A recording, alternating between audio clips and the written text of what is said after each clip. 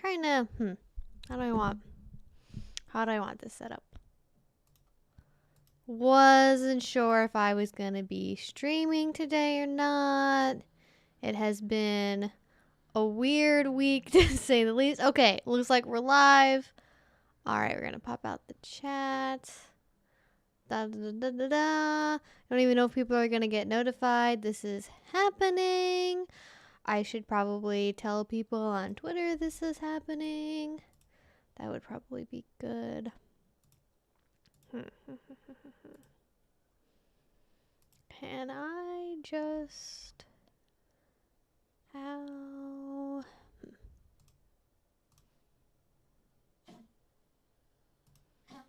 Okay, that's so weird. On my end, it says...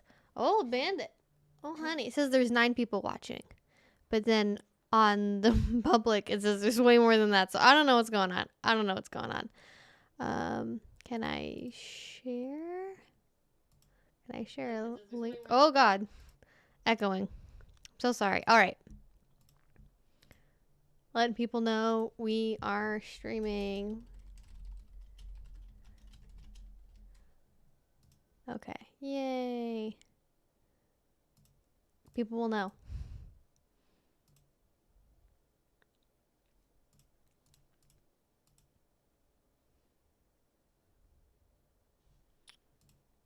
YouTube is just like being super weird this week. Okay. So, hello everyone. Welcome. Welcome. Super happy to have you here. Hopefully your week went much better than mine. It has been a very stressful week.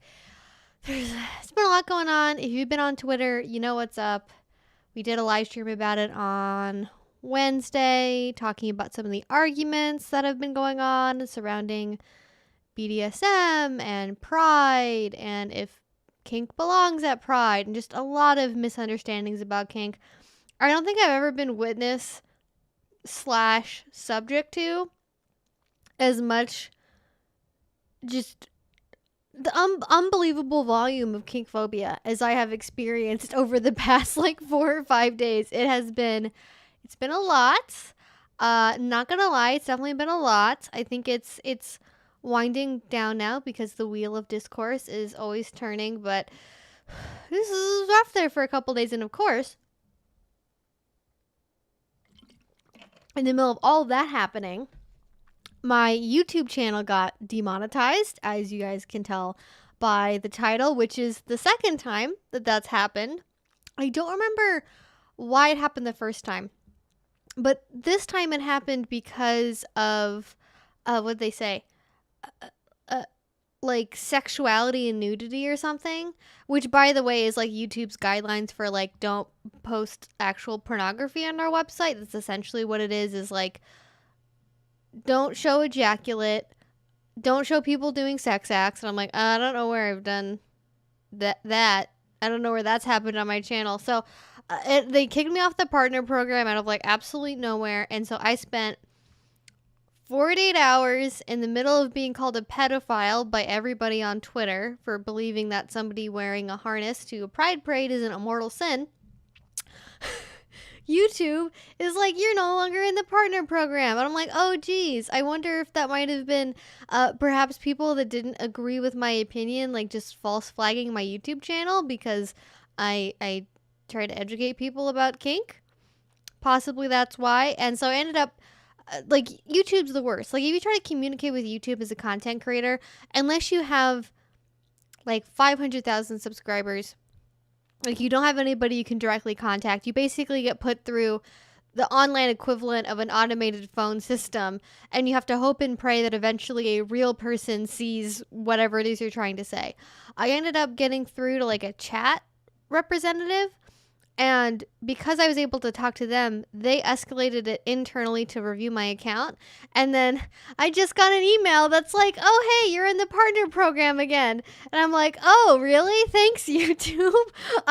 It's the second time you've demonetized my channel as a mistake. So interesting couple of days. Been really stressful, so I want to keep today nice, low-key, answering some questions. I can't promise I'll be able to stream for the full 2 hours. I want to make sure I'm not burning myself out. We did stream for 4 hours on Wednesday, so you guys got like a full-on like double bonus stream on Wednesday. So hopefully that'll make up for it if I'm not able to do like the full 2 hours today. So that's what's going on in my life. What's going on in your life? Hopefully it's better than what I've been going through. So just a quick spiel if this is your first time on a live stream. Hello, welcome. Few guidelines. First of all, this is an 18 plus only stream. So if you are not 18, please do not participate. That is for your safety, my safety, everyone's safety. Not a good idea to mix minors and adults in a kink context. Not great. We're not doing it. So please respect that. If you are underage and you comment, I will just block you from my channel. I do also have rules and an FAQ down below. If you have not seen that yet, I would recommend you check it out because we have been doing these streams for a really long time now. They are Q&A focused, and so there are just some questions that I have answered a lot in numerous places. So if you have a question like, how do I introduce my partner to BDSM? What does BDSM stand for? It's in the FAQ, tons of resources. I will simply skip over those questions just for the sake of getting to as many unique questions as possible. Also, certain areas I don't go into just because I lack knowledge there, or it's kind of like dicey with YouTube TOS, things like that. I don't talk about like how to do edge play. So if you ask me, how can I cut my partner's skin? How can I drink their blood? How can I choke them? Like, I'm not going to talk about that. That's outside my skill set to teach a random internet stranger how to do over a live stream. And hopefully you can see why it would not be a good idea to try and attempt to teach somebody how to do that in this particular format. But that's where we're at today. That's what we're doing. Otherwise, just general Q&A, hanging out. It has to be 18 or older. Sorry if I misspoke. 18, not just only 18-year-olds. 18-year-olds and people older than 18. That's what we're doing. My channel is monetized again. So actually, another brief thing. I kind of want to be petty with YouTube. So I think that there should be super chats open. I should probably check. Do I have... If they haven't re-enabled super chats, I'm going to be a little bit upset. Is there a way I can look at this? Fucking you facetious brats every time. You think you're funny and you're not. You're not funny. Ha ha ha.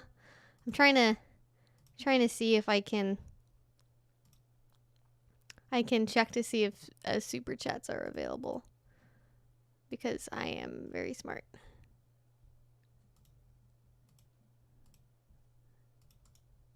Sorry, this is like kind of just annoying little, I don't know, even know what to call it. Homework, housework, housekeeping. That's the word we use. I don't see the little number button. Okay. Sorry, give me a second. YouTube should have monetized my channel again. So if they really didn't, I'm going to be upset. Monetization. Can I see supers?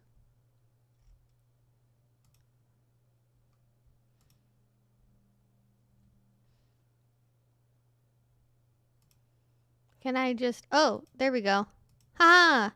I have to turn it on. Okay. It should be on now. I don't know if that's changed anything. If I refresh it, will that change it? I have it turned on. It says stickers are now enabled. I don't know if that means I'm not going to be able to have it for this live stream. Anyways, I do typically have super chats and stuff available, and that's like the best way to make sure I answer your question. But we do also have an alternative. So if for some reason super chats are not working, we do also have a link to Streamlabs down below, which is also perfect because it contributes to our goal up here, as you can see. And then it also means that YouTube does not take 30% of the revenue. So it is a little bit easier to use. Personally, I think does not require YouTube taking a big chunk out of it.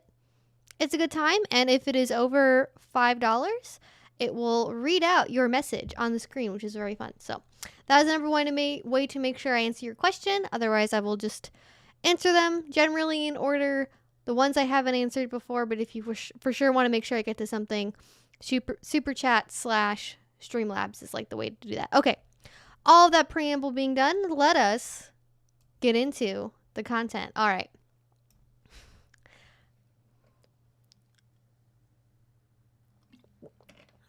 YouTube does kind of suck.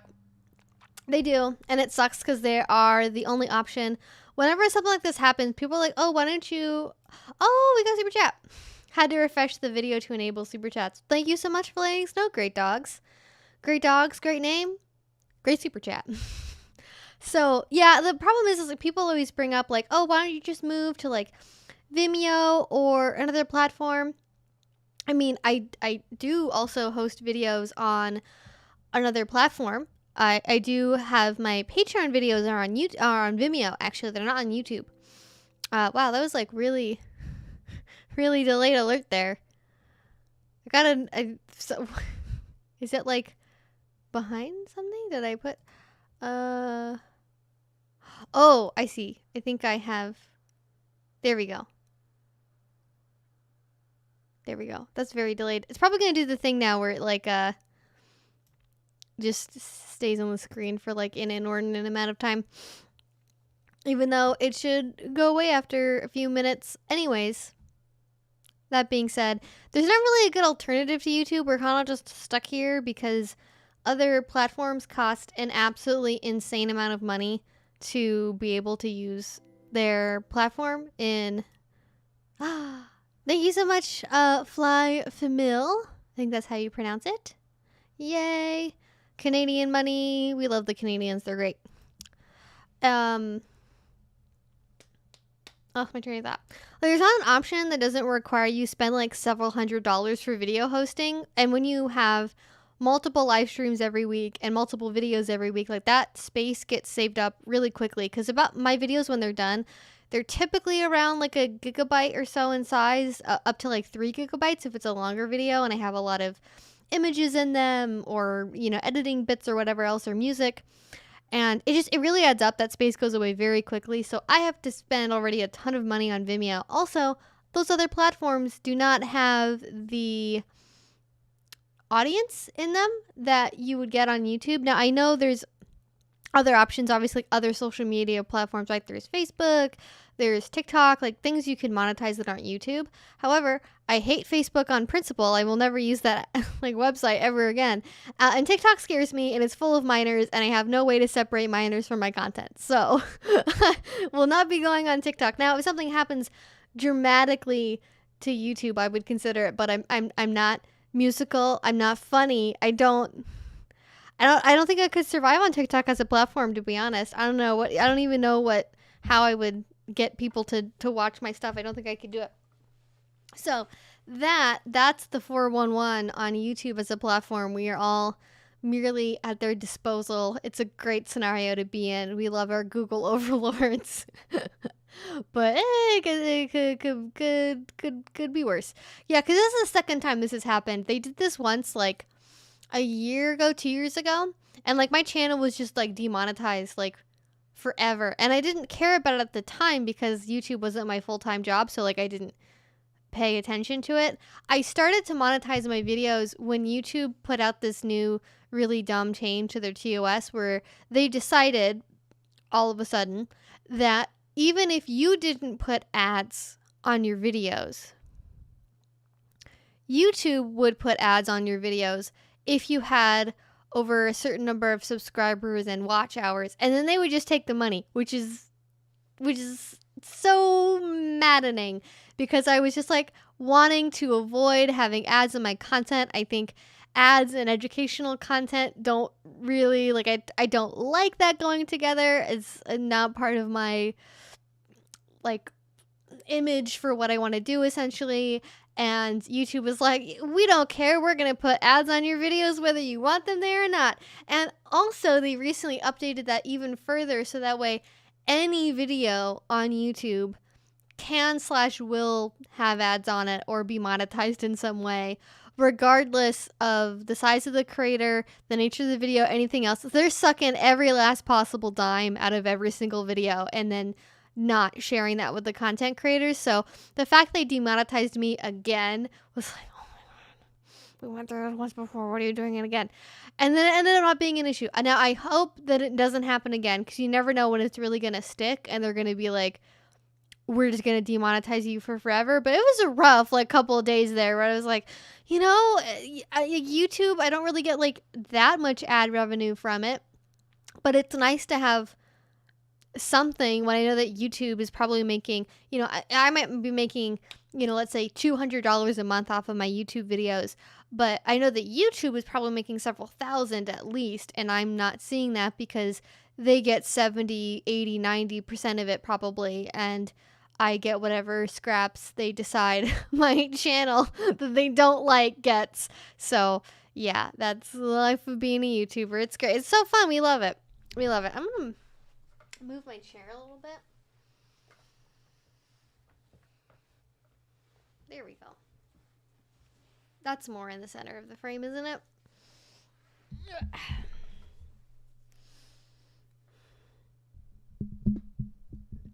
All right. I like this better. This is better. We like this. Okay.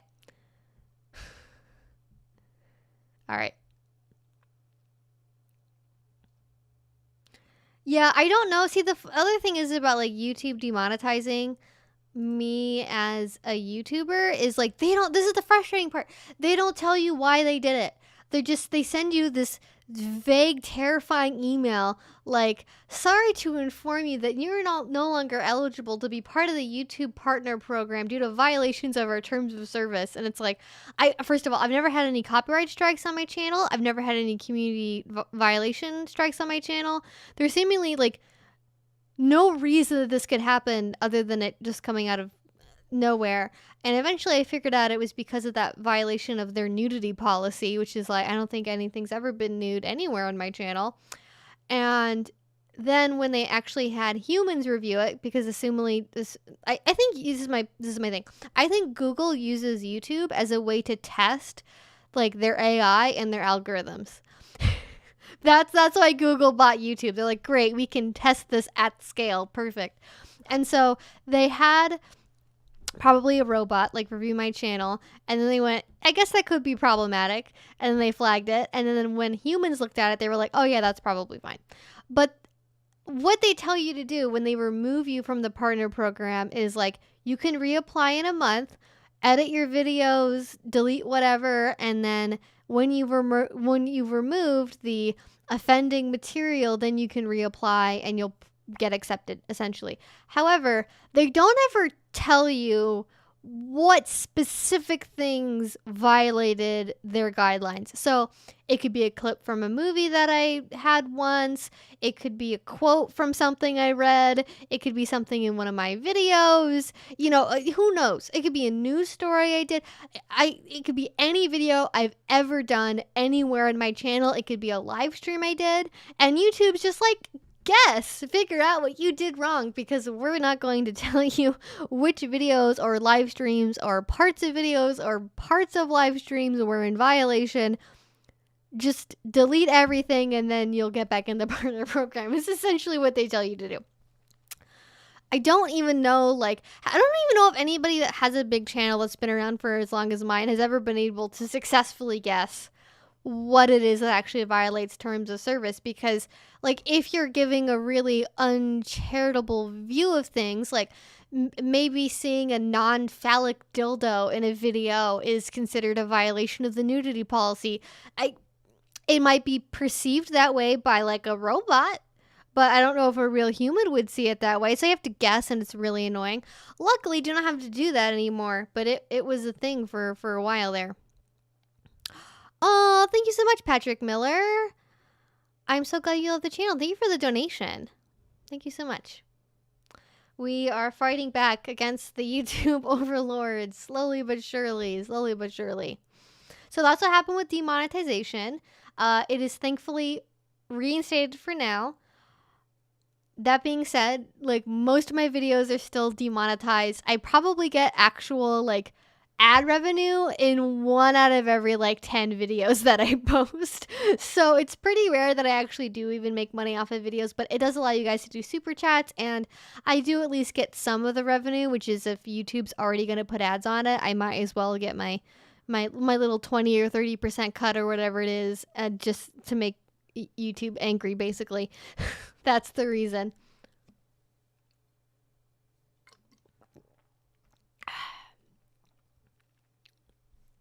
Luckily, it will not affect me. Like, even if YouTube did completely demonetize my channel and like permanently forever, I kind of treat YouTube money is like my extra money, essentially. I never plan my life around having YouTube money, because YouTube is a fickle, unkind mistress that will just arbitrarily decide when to cut you off whenever it feels like it. So I do not rely on YouTube as a platform to sustain my life. However, it does kind of suck to suddenly lose out on like that ad revenue. Just, it is part of my income, and it does, hurt when it's not there. But almost all of my actual money, like the money that I plan my life to live on, is the money that I get from Patreon. So Patreon is always the most stable, secure way of supporting my channel. Like literally a $1 a month pledge on my Patreon is contributing more money to me than if you watched ads on every single one of my videos for, a whole month, essentially. So Patreon's always a thing. Patreon has always been really easy to work with. They're very supportive of like not safe for work content creators. I do truly appreciate Patreon. They're not perfect, but they're about the best platform we currently have to monetize so-called like not safe for work educational content around, sex and BDSM and things like that. So that is my go-to for sure. And I do have a link down below to my Patreon. No obligation whatsoever to sign up for it. We do just fun things over there. We do movie nights every month. So this month we watched a movie called S&M Sally, I think towards the beginning half of the month. And then this weekend on Saturday, we're going to watch a movie called The Artist and the Pervert, which is a documentary I've been wanting to see for so long. You guys don't even know. When I interviewed Milena Williams in like 2018 or 19, she told me that this documentary was coming out and that it was going to be a while until it came out in the US, because the film was, I think, produced by a German company. And so there's all this hullabaloo about film distribution rights and royalties and all sorts of crap. So it took a really, really long time for it to get over to the US, and it's finally available in America now. So we're going to watch that, and it is a documentary about the relationship, the S&M, so sorry. I've been reading a lot of academic literature lately, and they all refer to BDSM as S&M for some reason, like it's 1985 still. It's the MS relationship between Milena Williams, who is a very, very well-known, I would even say world-renowned kink educator, Black woman. She's a slave, great person. I've interviewed her before on the channel. Just, I love listening to Milena talk. One of my favorite people to listen to. And it's about her relationship with her master and just their life and just, I don't even know what it's about because I haven't watched it yet, but it's a documentary about them. And, it's always really hard to find representations, especially of things like MS relationships. And so I'm really excited to see what it ends up being like. And I am hopeful. I am cautiously optimistic, but we're going to watch that on Patreon tomorrow. That's at 6 p.m.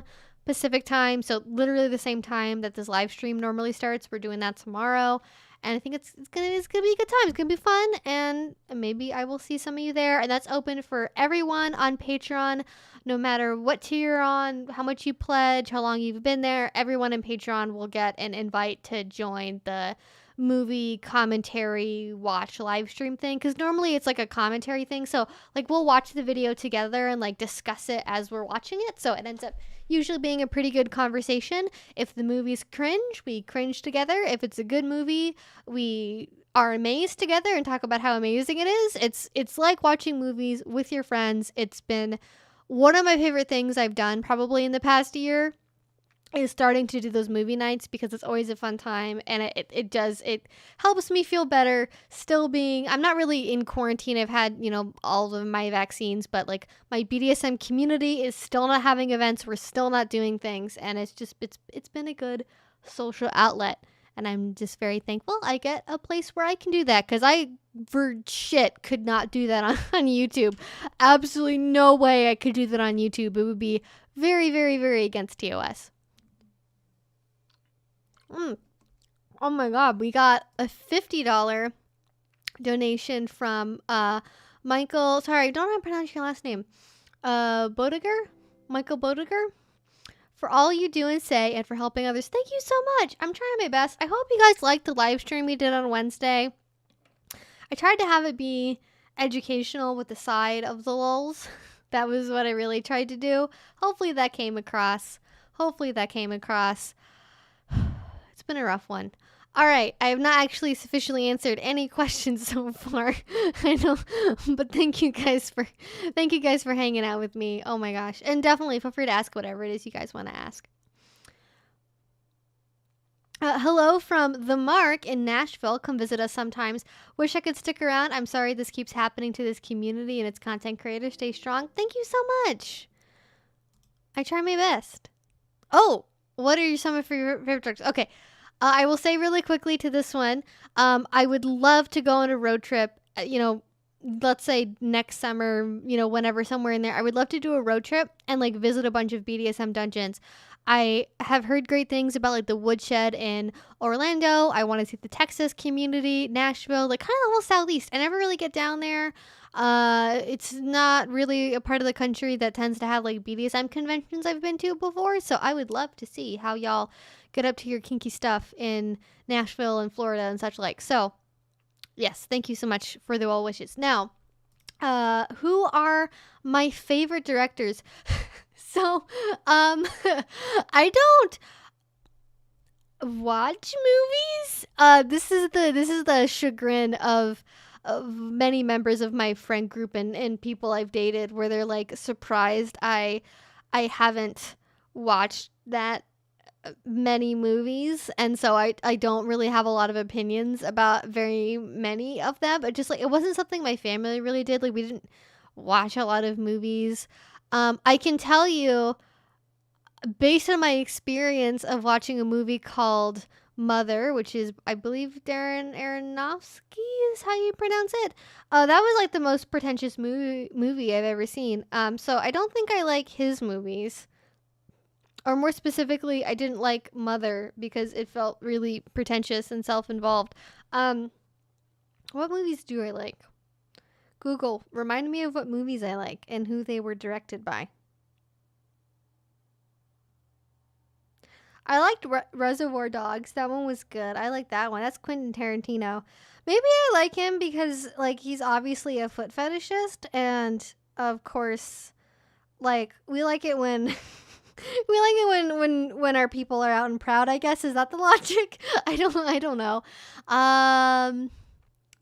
What other movies have I really enjoyed? What other movies have I really liked? Oh, thank you so much, Kirk, longtime follower. I love your content. Thank you so much for hanging out. And we love the longtime viewers. We love everybody. We love the short-term viewers.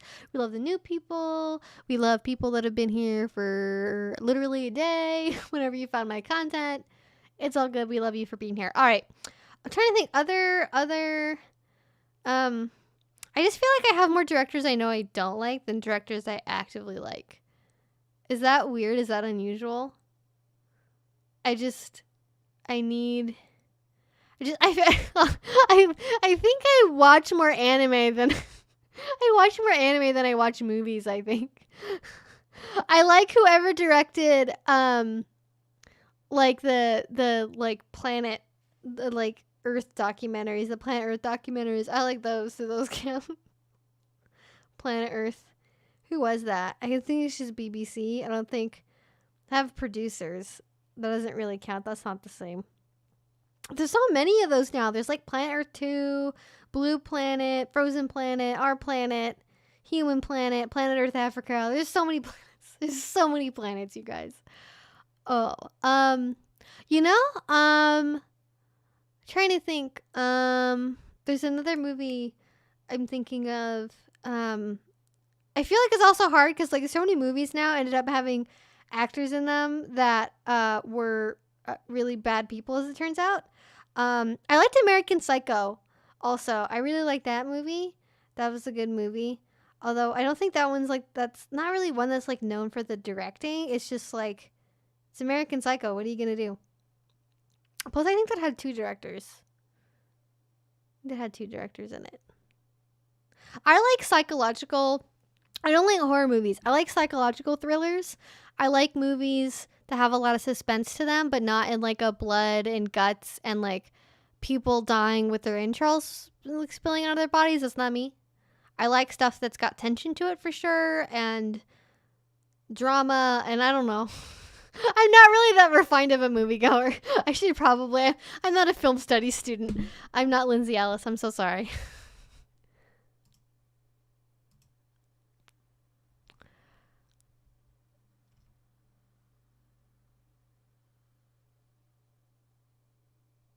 Hi Evie, do you want to talk about Tuesday and your position on the whole thing? I learned a lot from the stream. Oh, you mean the stream is on Wednesday?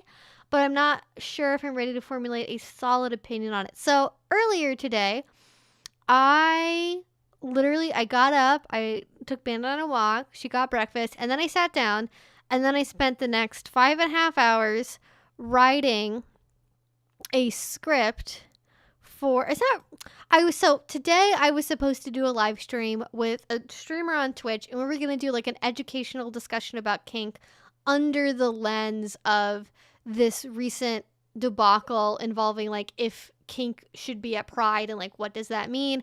And so I spent like I there's been a lot of people that other streamers that have been very resistant to like people in the BDSM community talking for themselves essentially because they're like, well, they could be lying, and so like we need to go off of reputable definitions and like academic literature and stuff. And I'm like, oh, so I had to go on this. I went to this whole explainer about like why relying on academic resources for definitions about BDSM doesn't like isn't a good basis to go off of because how unreliable that is and how stigmatized BDSM has been even in academia for so long. Even within the last like 10 years, it's only really started to be the case that BDSM has been widely studied. Academic literature tends to use very outdated language and it uses its own language for describing BDSM versus the language of people in BDSM and the way that we describe ourselves and the pathology around BDSM and just all that stuff. And then I got into how there might be bias in certain sources and how it's a completely legitimate sociological and anthropological approach to have communities self-identify for themselves, and then have literature reflect on that self-identification versus having a definition like externally imposed from an academic source. So I had to go on a whole diatribe about that. Then I had to talk about kink history. Then I had to talk about queer history. Then I had to talk about the definition of what it means to do kink. I had to talk about the background behind like kink clothing and the history of kink fashion, and like it just ended up being this whole thing, this whole project. So I wrote like a 5.5 hour long kind of point by point talking guide for when I eventually do that stream. But I feel like my place on that is pretty solid. I'd like to think I have a fairly nuanced understanding of the conversation because the longer I've been in that conversation, the more I realized that it's been people that are not kinky queer people talking over kinky queer people. I gotta say that 5 times fast. It's been people that are not in the kink community, that are certainly not queer kinksters, talking over queer kinksters and their intentions, their identity, their the intention, like just so many things. And I got really worked up about it, and hopefully I'm gonna get an opportunity here at some point in the next couple days to talk to somebody about this that's more part of sort of the Twitch side of streaming and has been kind of part of the main circle of people that have been having reactions to kink being at Pride. And it's been a lot of like 4 and 5 hour long live streams of people that aren't in these communities and have not participated in these things talking about these things in like an abstract in a way that's very frustrating. And like I said at the beginning of the stream, I don't think I've experienced kink phobia to the extent that I have in the last few days, and it has been psychologically damaging. So I am trying to not let it weigh me down too much. You know, I am a figure online to some extent, and I know that that's kind of part of doing the job. But oh man, you get enough people calling you a predator just because you like wearing leather clothes, and it gets real weird real fast. real weird. All right. Next question. Yes, the dreaded yellow dollar sign, indeed. Yes, we have been in a lot of the same comment sections, haven't we, Cameline? So true.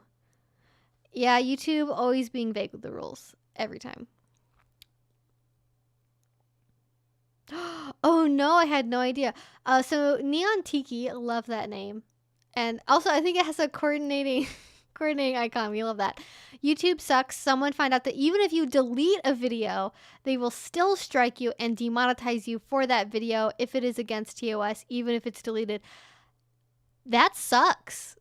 Wow, just permanently scarring your whole channel. Like, it could be a mistake. It could be an editing mistake, right? Like, you could have something where you're like a news YouTuber and you're supposed to blur out a section of a video that, you know, maybe there's like a violent crime you're covering and there's like, you know, a video of it or something and you're supposed to blur it out. If you forget to blur out like 5 seconds of it, like you're too zoomed out on your editing timeline, you accidentally clip it too close when you're doing the blur, like, there are so many scenarios in which you might make a very innocent mistake that could lead you to violating TOS, and that sucks. Oh my gosh. But that, like, again, I haven't gotten any guideline strikes in terms of either community violations or in terms of copyright, so there's no reason why my channel should be, like, fully permanently demonetized. I have never done anything that offensive, at least under their current allowances for what they think should be content on the internet.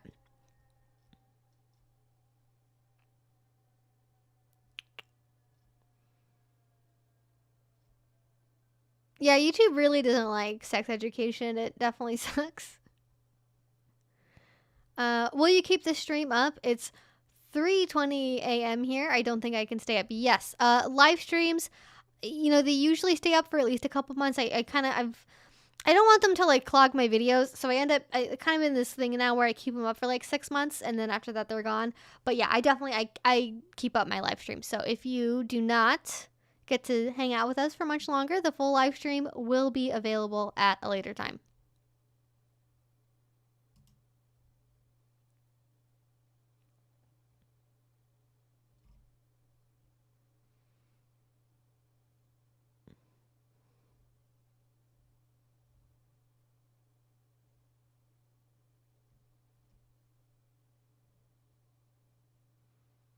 Mm.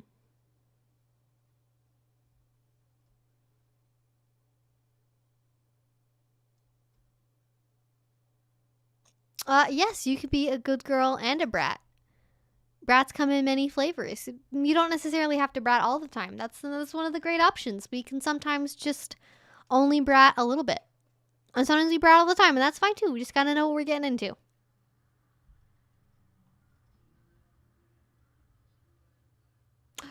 Oh no.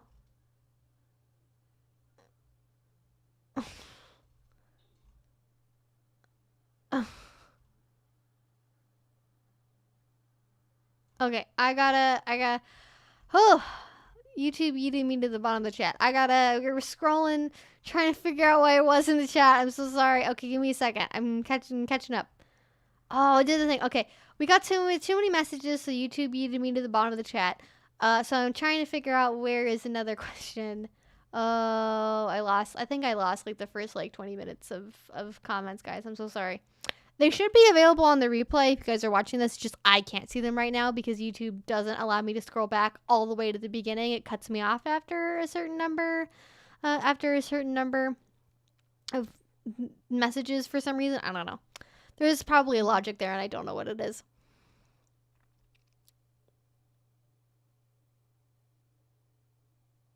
Yeah, ask questions. Go for it. I love answering questions. That's what we're here for.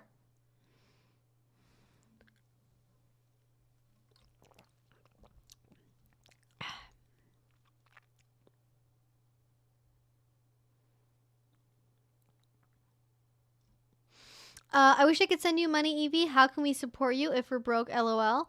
I want to help your channel grow. That's super great. Definitely you don't have to support me monetarily. Like watching my videos always helps. Commenting on my videos. If you have like a kinky Facebook group or an Instagram page or like somewhere where you talk with like other BDSM people, I know that a lot of people like share my videos on, Facebook groups and discussion groups. Like sharing my videos and just putting them out there, that totally helps as well and helps new people be educated, which is obviously always the goal.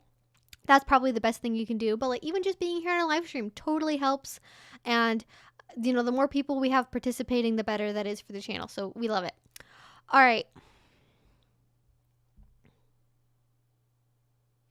I am listening to you as I'm writing. My question is, do you think your channel will be affected by the new YouTube terms of service? I've read over them. I don't think that they're going to be affected by the new updates to TOS. I mean, they've updated TOS like so much since I started making YouTube videos. It also depends on how they end up enforcing things, obviously, and how they end up like interpreting their own terms. But I don't see anything in there that makes me go like, oh no, there's going to have to be big changes for my channel. Thankfully, as of yet. Of course, anything is always like subject to change. As we saw when you guys remember back in the day when Yahoo bought Tumblr and they were just like, no more pornography. That functionally erased like BDSM on Tumblr and like killed Tumblr as a website. So, YouTube probably isn't that stupid, but stuff like that could always happen. And that was literally out of nowhere, out of the blue one day it happened. So, knock on wood. Hope it never happens. I think everyone understands that was kind of a bonehead thing to do, but sometimes companies be like that,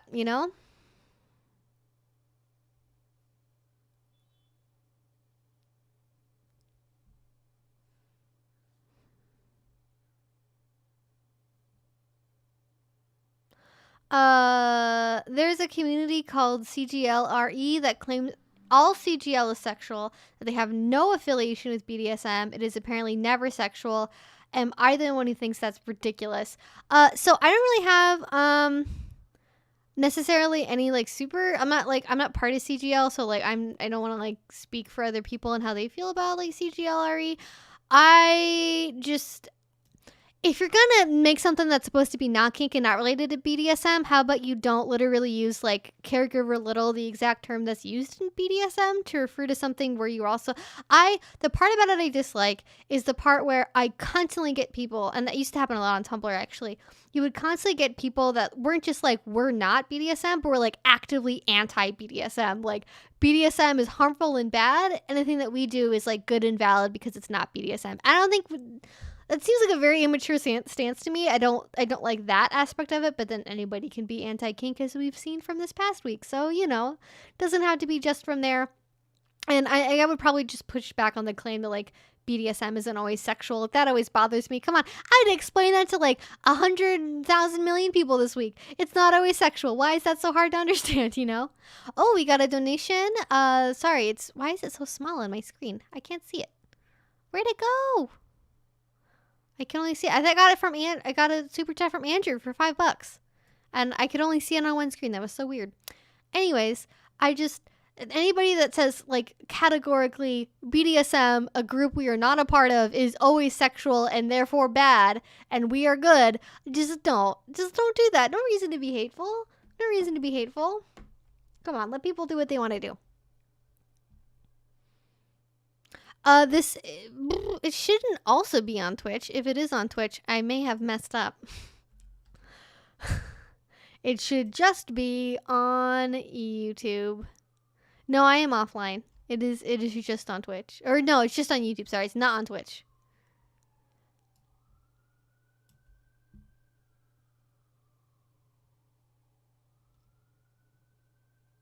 Yeah, I guess OnlyFans could work. Do people go to OnlyFans for educational content? That doesn't seem likely, but I've been surprised before. Bandit could be on TikTok. She'd be very popular on TikTok. Absolutely. Great call. Yeah. See, Bandit's going to be the moneymaker. If YouTube goes away, it's going to be all Bandit on TikTok all the time. That's all it's going to be.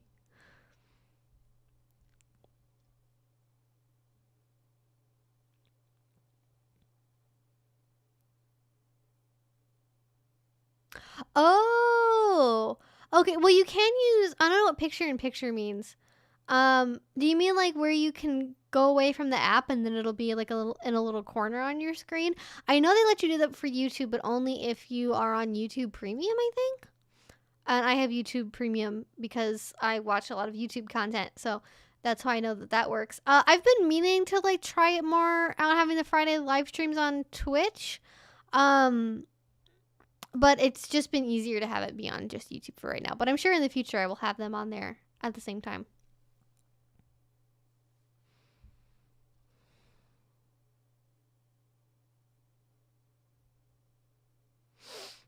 Bandit is great. She's taking a little nap. She's been a little bit frustrated recently because it's been really nice weather outside, but I've been really busy, so we haven't been able to go on like super long walks. But other than that, she's doing great. She had her teeth cleaned last week. Totally back to normal, back to regular solid food, no more painkillers. We're having a great time. What's she doing right now? She's sleeping, looking out the window. Two of her favorite activities at the same time.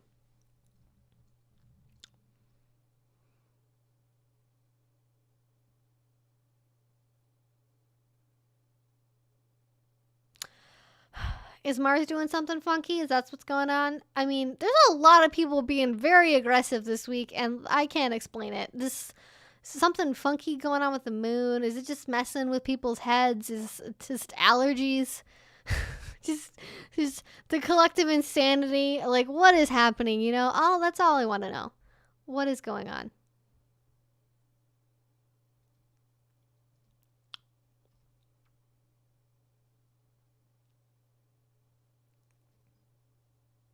Oh, okay. So yeah, in iOS you can't do picture in picture unless you have premium. True. I didn't realize you could do that on Twitch just in general because I don't have the Twitch app. I will definitely try it. I'll try next week. We'll try streaming on Twitch and YouTube. I think that seems like a good idea.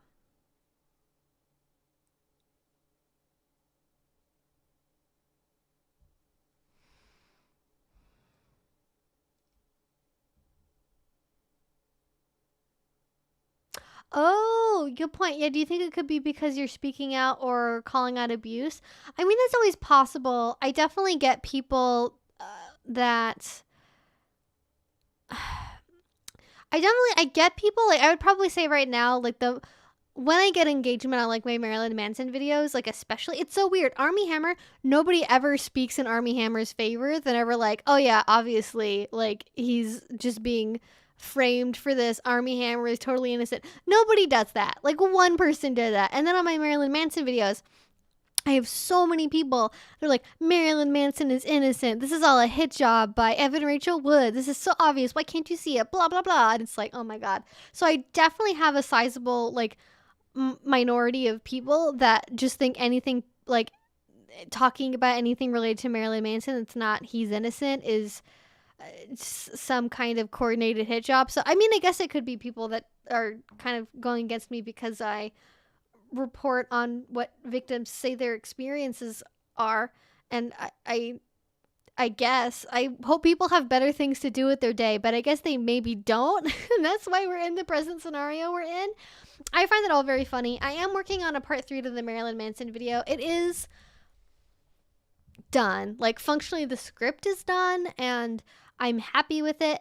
It's just sitting down to film it because it takes so long. Like after I edit it, it's like an hour and a half long, which means I'm just filming that video for like 3 or 4 hours and I'm by myself with a script talking about really intense topics, and it usually ends up happening is I can only film that video and then it takes me literally an entire week to edit it because it's so much stuff, so much footage to add in, so many pictures. It's a lot. It's a lot to do by myself. So I've been kind of taking a break from Manson related stuff for the minute to focus on other topics, but it's definitely going to be happening again for sure.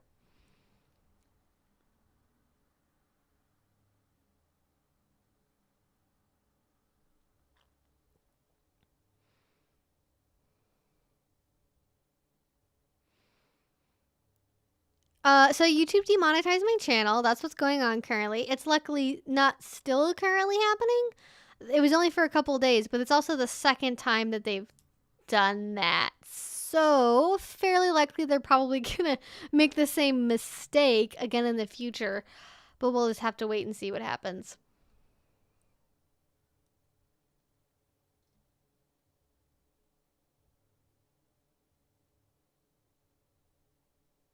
Oh, and also, one more thing you guys can do if you want to like help the channel without, having to contribute money, because obviously like COVID's still happening, like money's all this stuff. Never any shame for anybody that like doesn't or can't like support the channel. If you like this video, while you're watching it, that will actually help like push it out to more people. And I know that people that are subscribed to my channel like don't get notifications for my live streams. And part of that is because if YouTube doesn't see enough engagement with a live stream, it like doesn't push out a notification for it. So if you like the live stream, that does also help make sure that other people can see the live stream, especially like other subscribers that maybe don't even know I'm live streaming right now. So that is another thing that we can do. Yes, YouTube is a bad dom. That's exactly what it is. That is, yes. Everything I learned about bad doms, I learned from YouTube. That's what it is.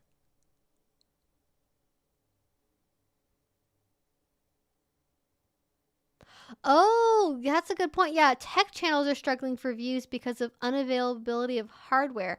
That makes sense because I know like I had to rebuild my computer and like it was I'm sure it's still hard. Like it's really hard to find a lot of like especially computer parts like video cards, like all the Bitcoin miners. It's the goddamn Bitcoin miners. They buy all the shit to mine Bitcoin. And then nobody else can build a gaming rig and it sucks. Like it really sucks.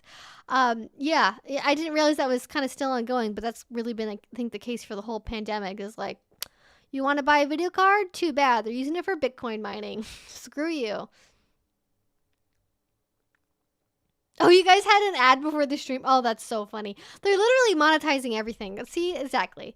I didn't even realize you could even, like, that's like Twitch. Doesn't Twitch do that? Doesn't Twitch have ads that play before live streams? Like if the person's, I don't remember what level if it's a partner or I remember like one of the levels of Twitch streamer, like when you get enough consistent views, like they play ads before your streams. Oh, and they also they will pause your stream for you to put an ad in, which blows my mind because like the whole point of a live stream is that you're watching somebody live and they just cut to an ad. Like screw you, there's gonna be ads happening now. What? So funny. How'd they come up with that business model?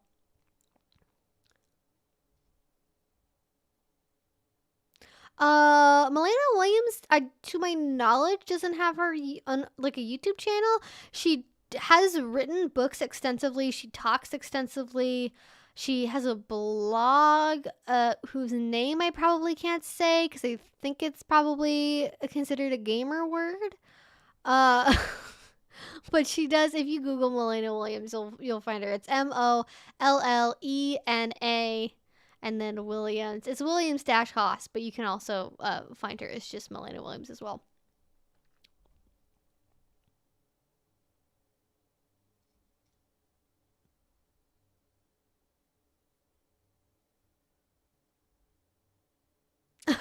Oh, that's literally the best abbreviation for BDSM I've ever seen. Okay, so if you ever have to censor BDSM, this is what we're gonna say, guys. We're gonna talk about Batman, Daredevil, and Spider-Man. Okay, BDSM, Batman, Daredevil, and Spider-Man. There we go. And it's funny because Daredevil's 2D, so that's like dominance and discipline already. All right, is B for bondage, Daredevil's dominance and discipline, and then Spider-Man is obviously submission and sadomasochism. So funny. Oh my gosh, that's perfect. We love it. Why has nobody made that shirt yet? That's all I'm gonna say.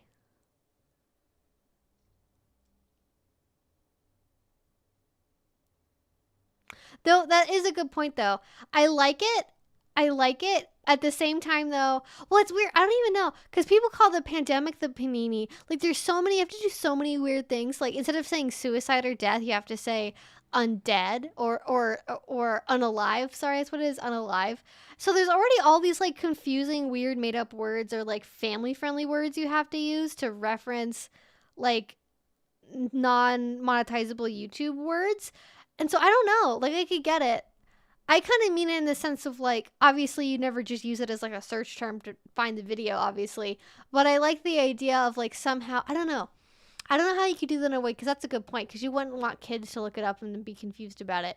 But I feel like if I had to talk in a video and I had to reference BDSM, there's also a lot of words. I don't know. I feel like it's funny, but yeah, it's probably not practical at the same time. It's funny but not practical, you know? Funny but not practical. I'm picturing somebody doing like a shirt that has like leather puppies in superhero costumes, or like superhero colors. That's what I'm picturing in my head, because I think I've seen stuff like that before too, like for Halloween like kink t-shirts. I think I've seen it before. They have something like that at like my local, there's like kind of a small local like leather store that has like custom print t-shirts, and I swear they have something very similar to that.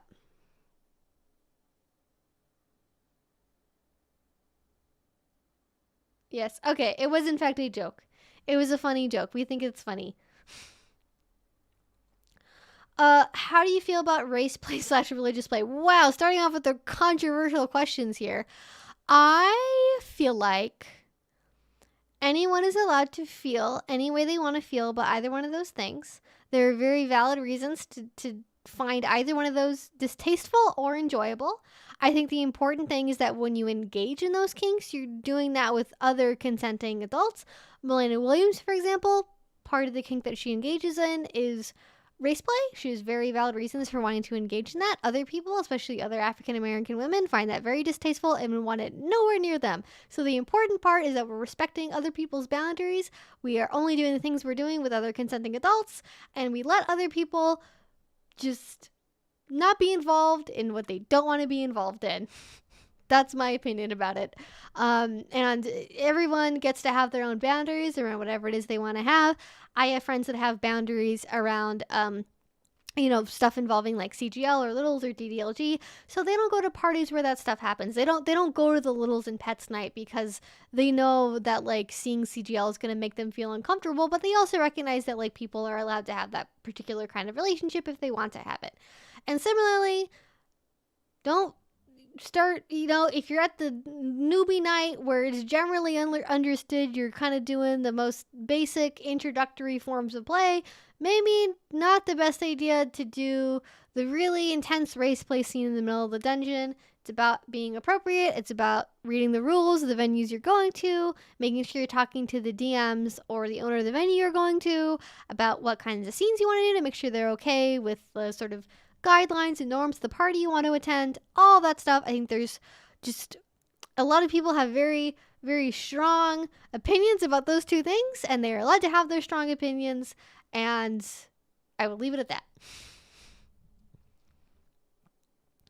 I do functionally take donations from PayPal. So if you look at the description of this live stream, you will see a link to Streamlabs, and that goes through PayPal.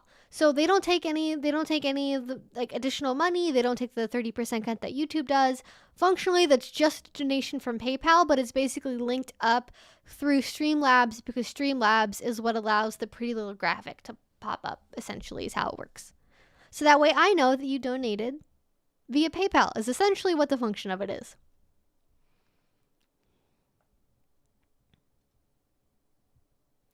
I don't know if the Bondage Expo Dallas is still a thing.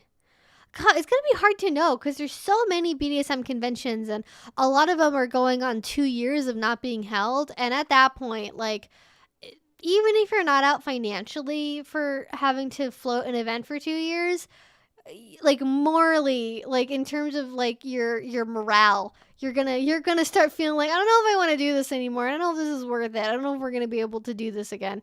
So it is something that's quite tricky to get around. Who knows what conventions are going to still be here, which ones are going to take a break for a while and pop back up in 5 years, who knows. I've never been to Dallas, so I can't say whether or not Bondage Expo Dallas is still happening. It's also kind of slightly controversial for some very particular regional BDSM drama reasons. This was, if I remember correctly, but it at least was very well known for a long time. What con is happening in St. Louis? I have friends in St. Louis.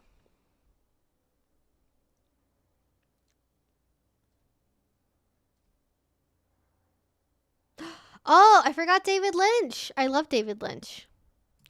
I wasn't thinking about his movies though. I was thinking, see, I like Twin Peaks, and the Dune his Dune movie is just ridiculous. I don't even know if I can classify that as a movie I like. I don't even know if I have feelings about it. It's complicated.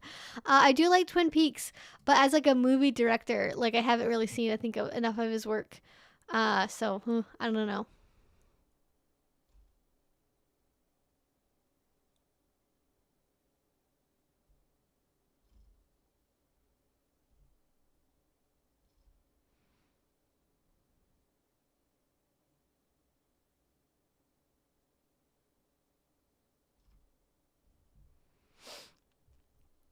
Mm-hmm. Oh, random non-kinky book suggestion. I just started reading The Handmaid's Tale. So good. Gosh, what is with my? Am I out of water? What's going on here? Okay, give me a second. Sorry, I sound like I'm dying. Um, I have read The Handmaid's Tale. I think the follow-up book, what is it? The Testament? Is that what it is? It's on my Kindle wish list. I'm probably going to get it over the summer to like read at the beach or something. So I am most likely going to be reading the follow-up. I did really enjoy the first book. And I watched the TV series as well. I haven't kept up with it in the last couple of years, but I did watch like the first season when it came out, and it was pretty good. So I would recommend it. It's definitely good, and I very much enjoyed the book. Definitely not going to be everybody's cup of tea, but I liked it. I liked it. I had a good time.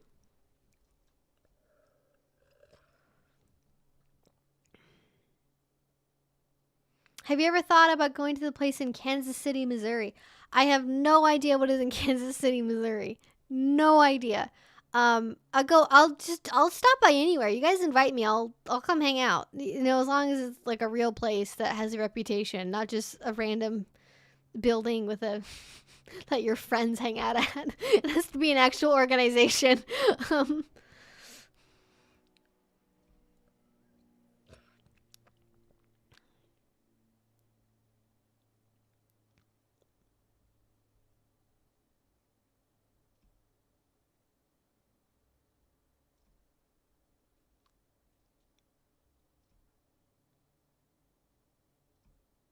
oh no. All capital letters because the caps lock broke. I'm so sorry. Uh, yeah, you can have a question about what's going to BDSM dungeons. Ask away. I don't see a question. I don't see a question, but if there is a question, I'm happy to answer it.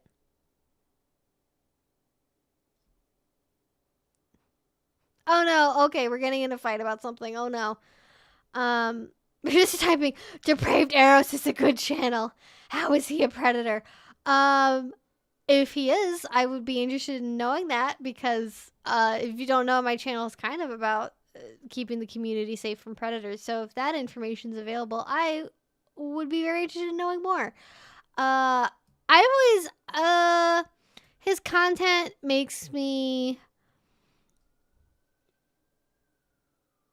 I'm suspicious. I have feelings. I have like a gut instinct that makes me go, something's not right here, but I don't know what it is. My gut instinct could mean nothing. It could mean something. That's just my assessment. It's just like, eh, eh. Not really my thing, not really my people. I just get a vibe. I don't like the vibe. Do you know of any educational books on CGL? If any exist, I haven't seen them. You know, I don't know. I'm sure they exist. I'm sure. Oh, somebody just donated and put a GIF. I don't know how long it's been playing for. Do I have to? That's just been there the whole time I've been talking. That would be so funny. Um, I don't know any educational books. I'm not saying they don't exist. If they do, I don't know where they're at. If there is one, I would love to know what it is because I'm always looking for books to recommend to people, especially when it involves like introduction to kind of unique BDSM sub communities, if you will. But unfortunately, I don't have anything that I could recommend. The only thing that comes to mind is Lee Harrington has a book. It's what is it? It's like the toy box books, I think. Lee Harrington has a book on age play. So if you look Lee Harrington age play on Amazon, it should pop up. But that's on age play. It's not on CGL. That was like the first thing to my knowledge that was ever written in like a BDSM book that actually like named age play. So that would be one thing to look at, but it depends on what you're trying to get out of like a CGL book and if that would kind of cover anything that you would find useful. It's also, again, it's very small. It's meant to be a little tiny just booklet. Essentially. Yeah, the gift's still there. It's just gonna keep happening.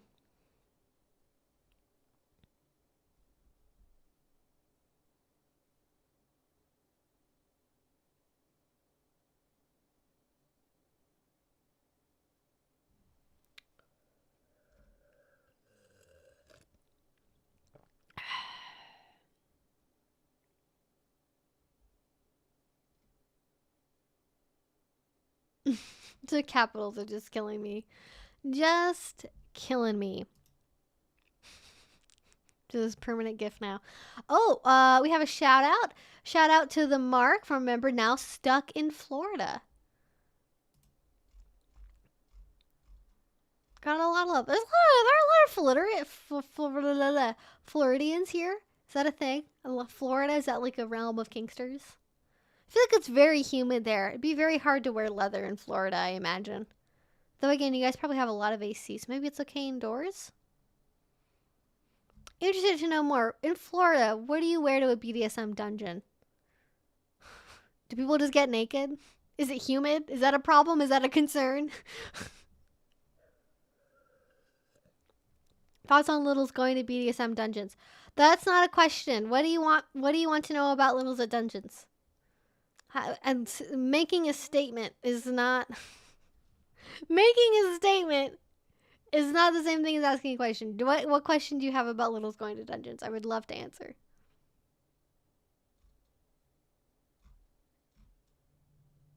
Also, when I say I would love to know more about Depraved Arrows if there's accusations against him, I do not mean currently right now during the live stream. Do not feel like you have to text me in a live stream about the accusations.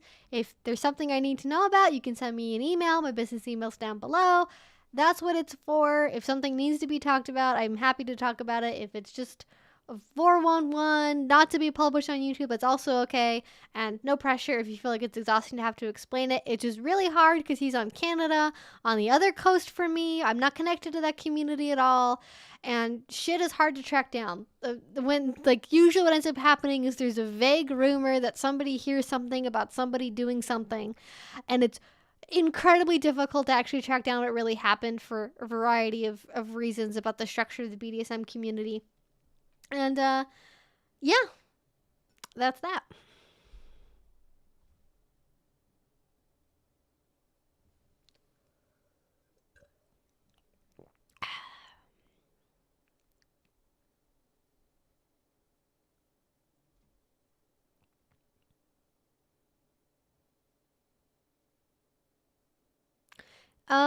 I guess I could.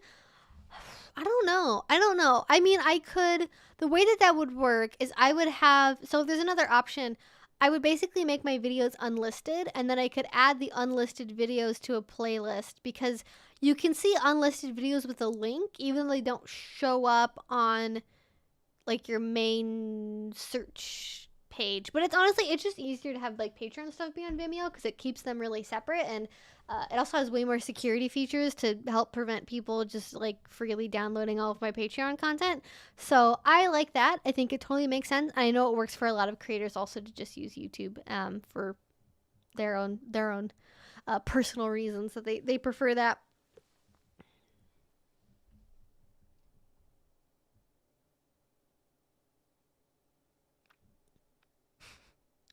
What's your stance on the discourse?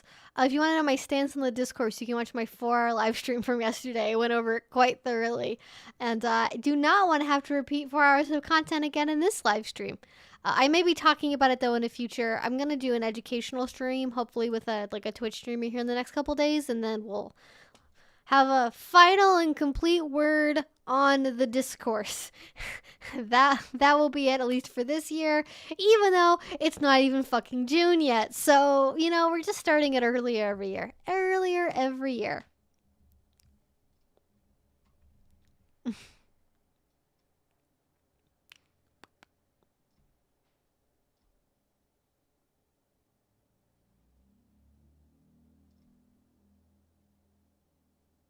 No, nobody start a subreddit for my channel, please. I'm begging you, do not start a subreddit for my channel.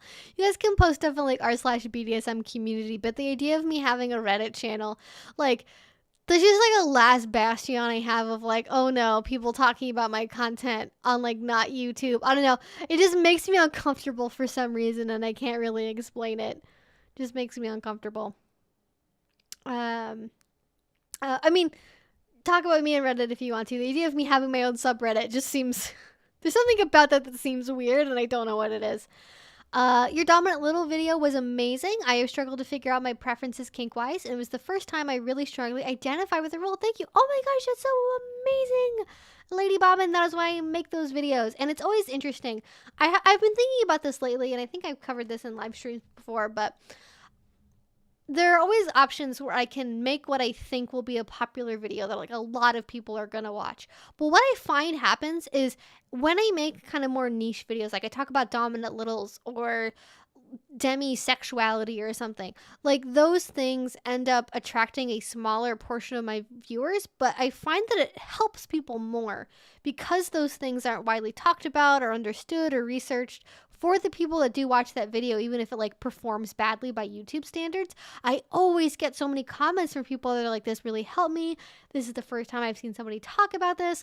And like, that's what I want for my YouTube channel. Like I want people like to my channel to be the place where people can find that information about things that other people just simply are not covering, that aren't talking about, and that their communities don't even necessarily have the language for, because like dominant littles, that seems impossible, right? But it, you know, as the video demonstrates, it's totally possible.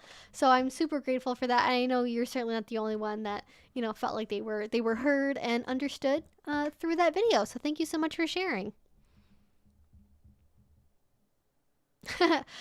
Evie, your makeup on the dealing with failure video was absolutely stunning. The complete opposite of a failure. Would love a little tutorial on what products you used.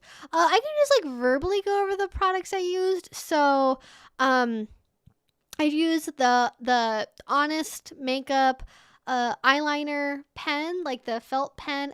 Not necessarily a big fan of it, but it was the thing I was using at the time because I'm trying to find a felt eyeliner pen that I like. I use that. And then I think all the eyeshadows I used are from an indie brand here. I'll get the link for them.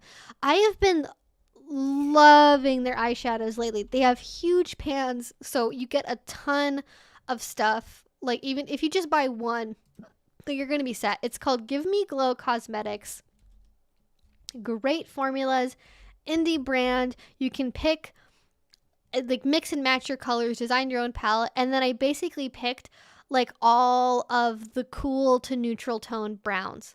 And so I think I used like 3 brown shades and the black shade, and then I just smudged the black out on my lower waterline with like a gel black eyeliner. And then I just smudged it out. That was basically it. And then I popped on some false eyelashes. And I think the false eyelashes I used, I don't have the eyelash thing near me.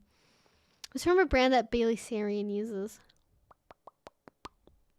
I could probably find them too. It's another indie eyelash company. It was not like Jolie or like House of Lashes or something. Just Bailey Sarian. You know what? I'm gonna go look at my box because I would like a snack. I'm gonna get a snack. I'm gonna figure out what eyelashes I used, and I will be back in a second.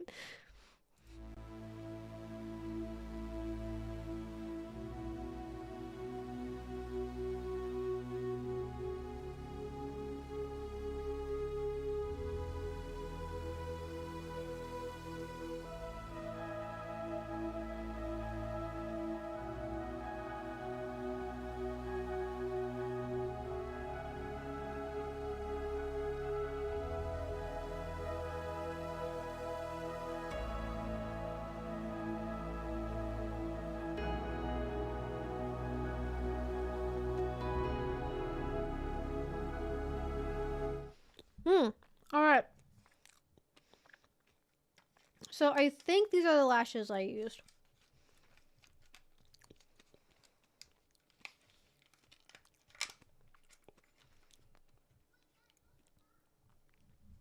Small children outside. Oh no. I have them in here like upside down. And these are the eyelashes. I don't know if it's gonna focus. There we go. So these are from the Muse collection. The brand is, where is the fucking brand on here? Bold Face Makeup. They are made in China, but they are Leaping Bunny certified cruelty free. So that's good. And I like them. The Muse collection I liked because they have a clear band. And so they're like clear, but then like the individual like lashes, like the what is black where the lashes are attached to the band, and I the clear lash bands are like my favorite style. I find them the easiest to like put on and wear, and they look like the most natural-ish. So I use these ones for that look, I think. And these ones are the Muse Beauty Bold Face, I think is what it's called. So, or Star Power. Star Power is the name of the lash. I'm definitely gonna order more of these as well because I really, really like these. Like these ones are probably my favorite like lashes I've used are like this brand. They're really, really great. Super, super great. And I'm wearing another one of theirs today, and I don't remember what they're called. Another thing from the Muse collection, I think.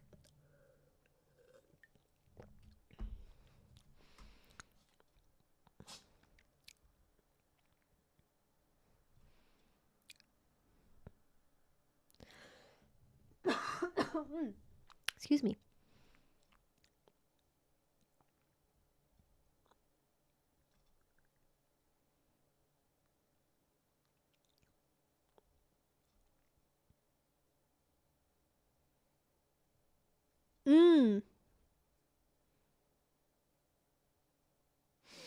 Yeah, that's true. I mean, the problem is like, you know, with BDSM content creators, like it would be very unlikely that they would only delete one channel. Like it's like, you know, first I get demonetized, then it's, you know, what's the safe word? And then it's like all these little channels, and it's all the DDLG channels and the H players and the CGL channels and the pet players and the like there's so many little tiny like niche channels, and like all those people would be affected as well. So hopefully we can prevent that from happening.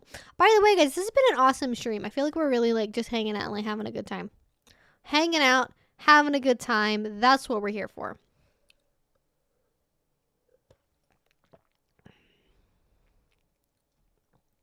I do have backups of all my videos that are saved on an external hard drive and then also like digitally backed up. So hopefully, even if something does happen to YouTube, I will still have my videos saved in a way where I could transfer them or just make them available on a different website.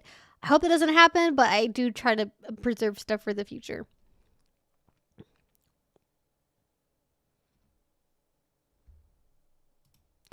How do asexual people have sex?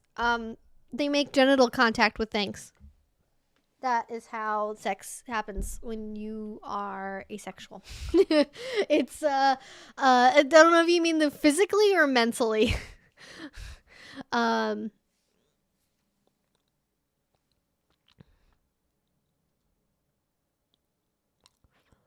Pandemic cabin fever for real though. Totally a thing.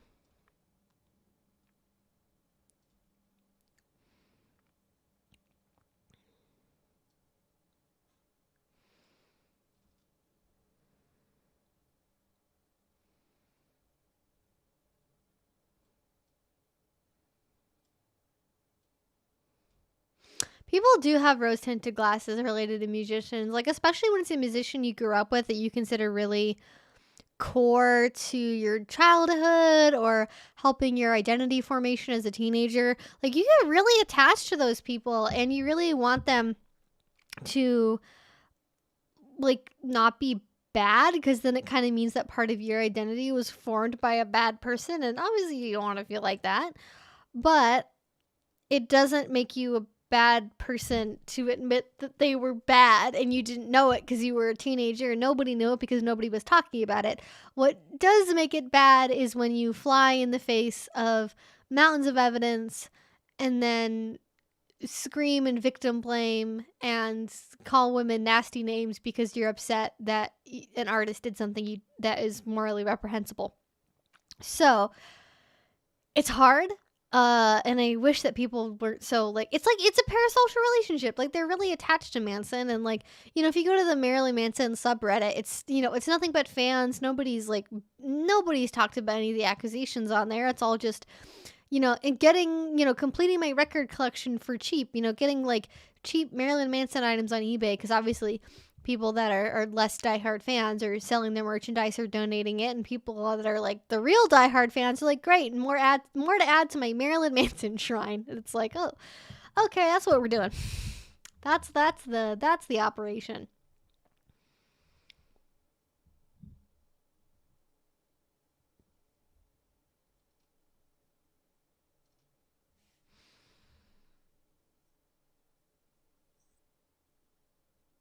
Puppers is good. Manette is good. She is watching the kids across the street.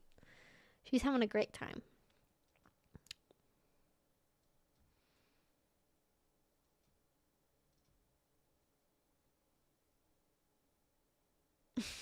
Not the part where we're talking about Bitcoin.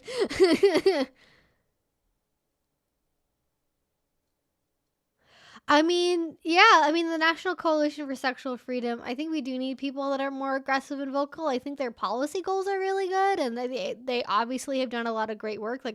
We would not have had the update to the DSM-5 that finally separated between just regular masochism and masochistic disorder. That kind of stuff we wouldn't have had without the National Coalition for Sexual Freedom. But it would be really nice if we had people that were more direct action oriented, I suppose. Unfortunately, that kind of visibility isn't necessarily something we can do presently. I think it's very very hard for people to organize for that, I guess, would be my speculation.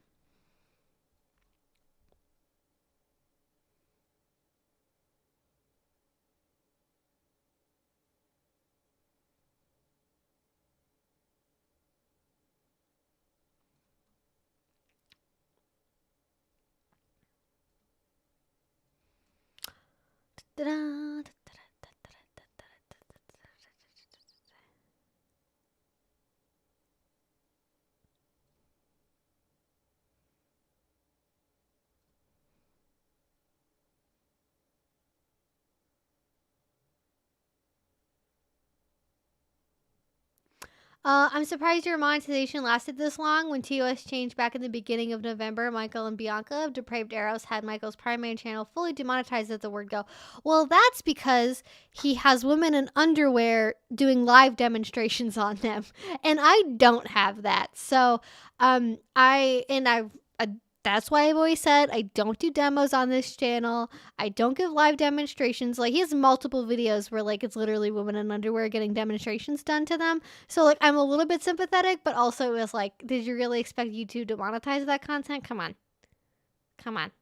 Nude women in lingerie getting beaten with a flogger. I really don't think YouTube's gonna look at that and go, yeah, let's keep that monetized. That fits our TOS. Because that is actually conceivably against their nudity and sexuality guidelines if you read the details of it. So I think that is within the guidelines of something that could cause them to be eligible for demonetization. And I'm personally, when it comes to demonstrations, I don't really think that's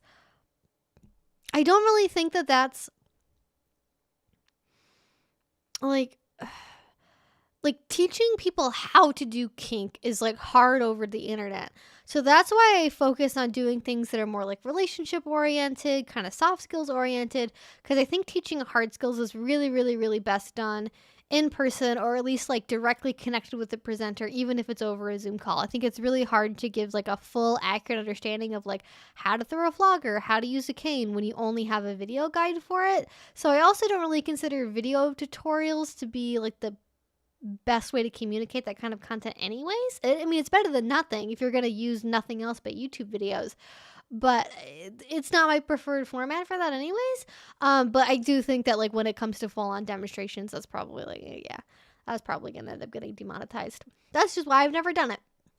Because I was expecting it to be demonetized, like, you know, well before they changed their terms of service in November. I was expecting that to be against terms of service like 4 years ago.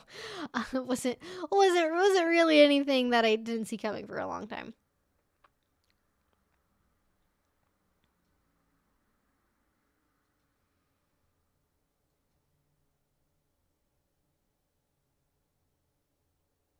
Yeah, I don't get why nipples are offensive either. I don't get it. People are just like, oh, the nipples. Be offended. Why? One day that norm will change, I'm sure, but I don't know how long it's going to take before it changed. I don't know if it's going to be in my lifetime, but I'd like it to be. I want to have my nipples out at some point. Just have it be normal. I mean, that's why I like BDSM spaces. Like, nudity and stuff is, like, so common and normalized. It's actually, like, really helpful. Just to have people's bodies be able to be their bodies and not have everyone constantly in shame because of how they look, you know?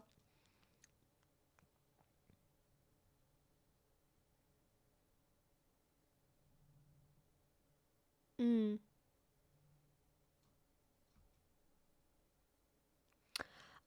Is it worth the travel from Chicago to STL for our first con, me and my brat wife? It would depend on the convention. I don't know what convention is happening in St. Louis. If somebody can clue me in on what it is, I would love to give my opinion on it if I feel like that's worth traveling for. Like if the classes would be good enough for like the presenters are people I know. But I don't know what convention it is that people are mentioning is in St. Louis.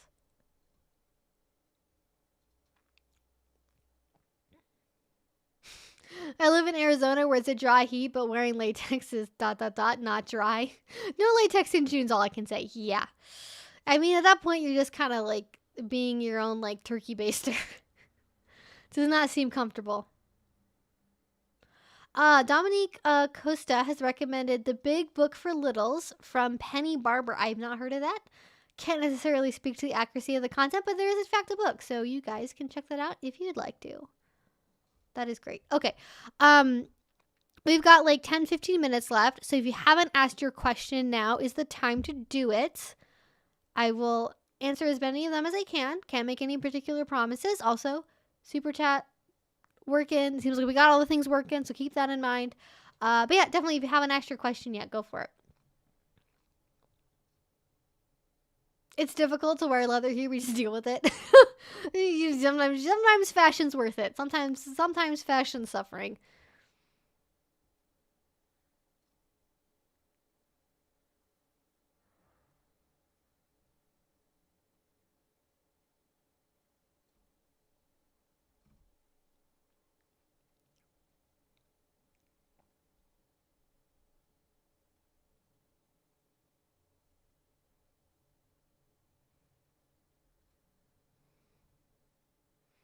I'm glad you guys enjoyed the discourse. Oh, I've just been referring to the discourse anonymous way. Well, I mentioned it. I mentioned it earlier, and just for people who don't know what the discourse is, I am referring to the absolute shitstorm that has been Twitter and Twitch live streamers arguing about if people should be able to wear kink paraphernalia to Pride, like leather vests and like puppy hoods and stuff like that. So, it's a discourse that's been happening for years and years and years, but for some reason this year, left like Twitch streamers decided they were all going to have an opinion about it all at the same time, and it's been an experience, and I'm hopefully hoping that it's going to come to an end soon, because people can only talk about things they're not informed about and not involved with for so long before they run out of talking points. So I'm hoping we're at the ends of those particular talking points. If Mars is in Cancer, does it matter if you're a Cancer? I'm asking as a Cancer sun sign. Does that make it worse? I feel like my domestic shit is like not my domestic shit is not presently in order right now, so that if there is a correlation, I would love to know. I would love to know. Oh, we have a super chat from Did You Just Ooh, that's the best name. Any advice for dealing with a toxic community? Example, new people are not welcome without referrals from several dungeons.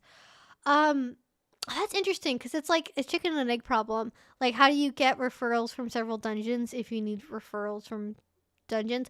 Because I could see a scenario in which that's like an important safety feature. If there's like enough local play parties and munches happening, you need like a couple people to speak for you, like just to be able to make sure you're not like a somebody that's kind of trying to get into the BDSM community as a way to like find easy women or something. So I can understand a scenario in which it maybe makes sense to have like more barriers to be invited to a party, especially if you maybe live in a state or in an area where like doing BDSM is more like legally dubious.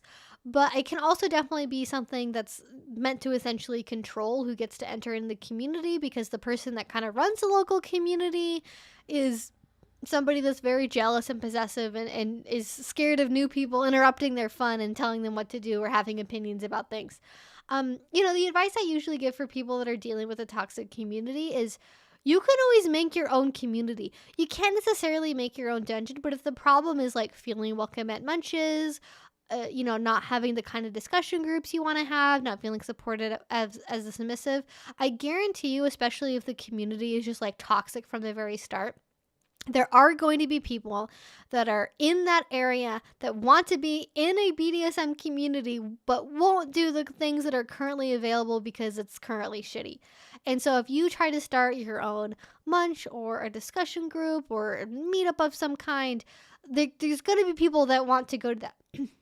Now, you have to obviously be willing and have the time to put in the effort to organize that and advertise it on FetLife and do that whole thing. But it is theoretically possible. The best way to deal with a toxic community is to just not be part of it, because then you don't have to be exposed to any of the toxicity. Because unfortunately, because there's no external like power structure that's national or state level or something that holds individual communities accountable, there's not really a good way to just like oust the person and replace them with somebody else who's less toxic, because there's nobody that's above them. Like if they can, it's kind of like having a tyrant essentially, and you gotta hope the tyrant is magnanimous as opposed to tyrannical.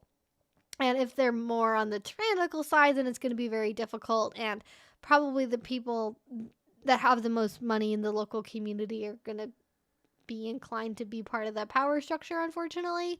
But it is possible to just not be part of it and start your own community. And I would also say to some extent that those when a community is particularly toxic, it kind of has its own countdown timer.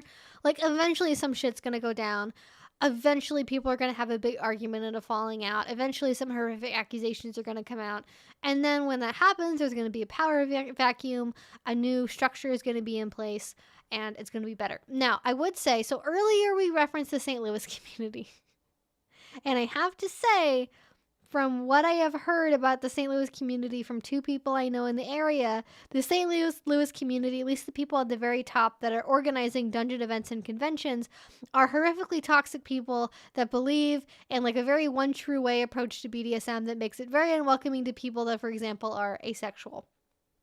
And so I would say that in that case, the friend that I know that's in that area, like they just travel. Like they just literally go somewhere else. Like they go to, I think, somewhere in either Kansas or somewhere else in Missouri, I think, to go to events. It is a drive and it takes more effort, but it's better than being part of the community that's like closer to them. So you also have the option of just traveling to a different community if there's one that's approximate to you somewhere. Because I know where I live, there's the communities in the big city, but there's also smaller communities that are, half an hour, 45 minutes away that, for people that live in that area, it makes more sense to be in that area versus driving in, 45 minutes into the city just to be able to go to a munch on a Tuesday night. Like that's going to be fighting a lot of traffic. It's going to take a lot of time. Like by the time you go to the munch and find parking and everything, you're spending as much time commuting there as you are like actually being at the munch. So those are some options. None of them are perfect solutions, because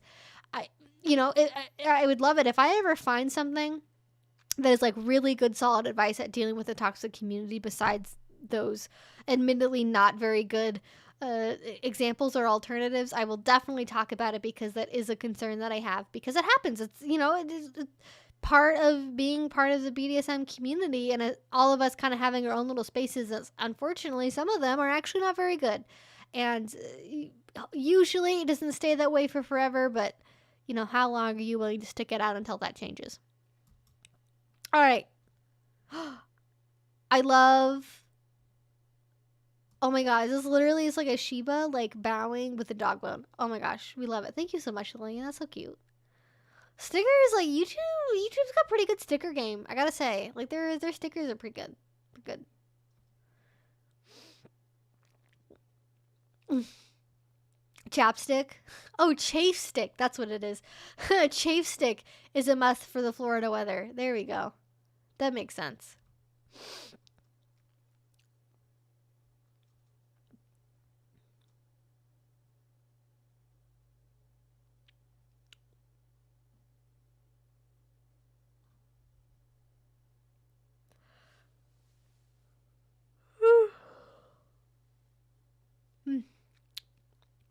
Random yawn.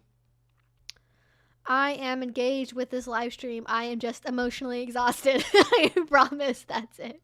I'm just, oh god. I'm so drained. I'm so sorry, guys.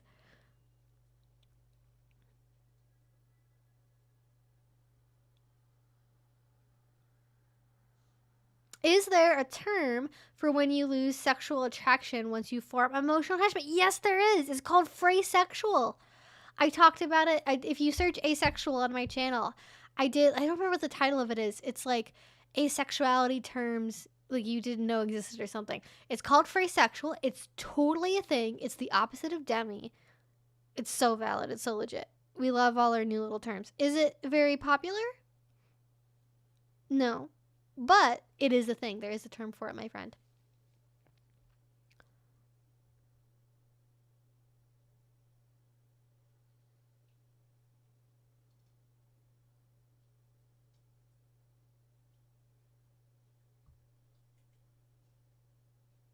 Nice to see a long stream where the streamer remembers eat and drink.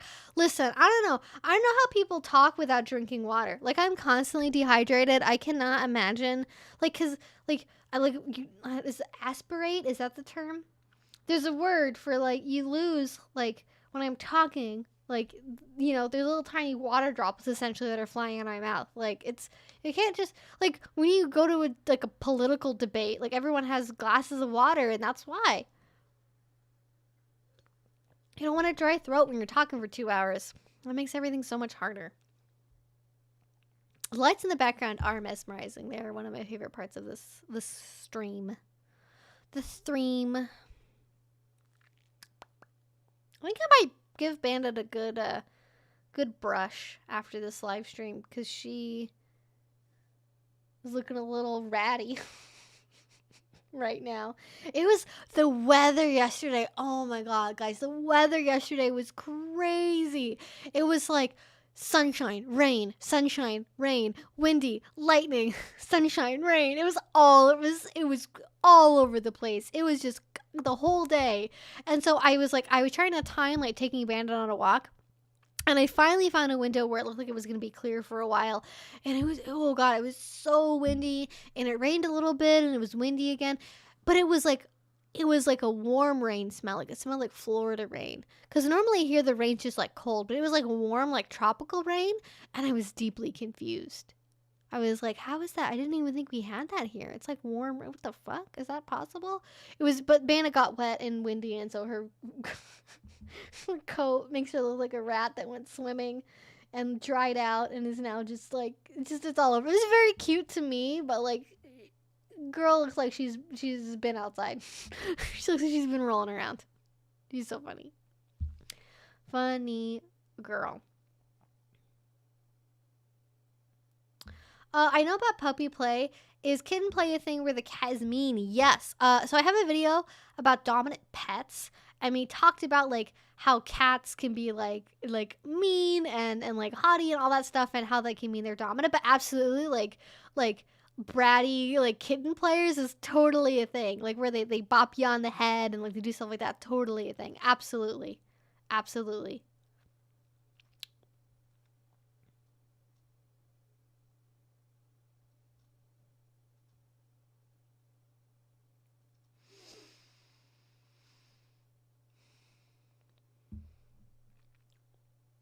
Yeah, I don't know. So we talked about this earlier, Mage. I don't know why my channel got demonetized.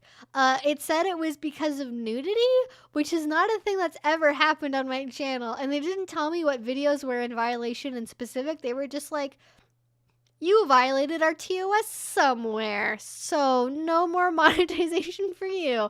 It's a very confusing scenario.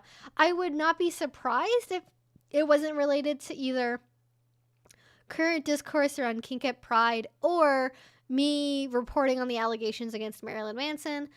Either one of those I think makes sense, but I don't have any solid evidence either way. It's the timing is convenient. I will say the timing is convenient.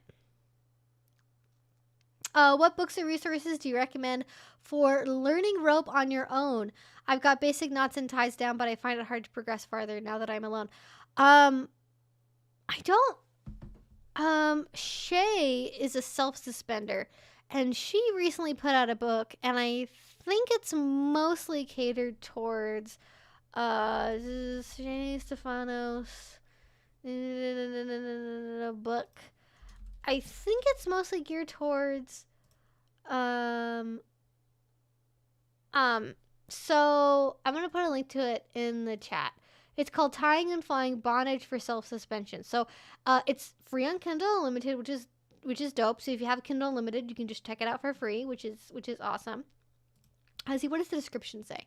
Self-suspension can be used for dynamic movement, exploring intense sensation, performance, learning, partnered bondage, ritual, and more. The first ever guide to self-suspension takes a thorough and non-dogmatic approach, including everything from meticulous safety information to practical step-by-step rope bondage instruction.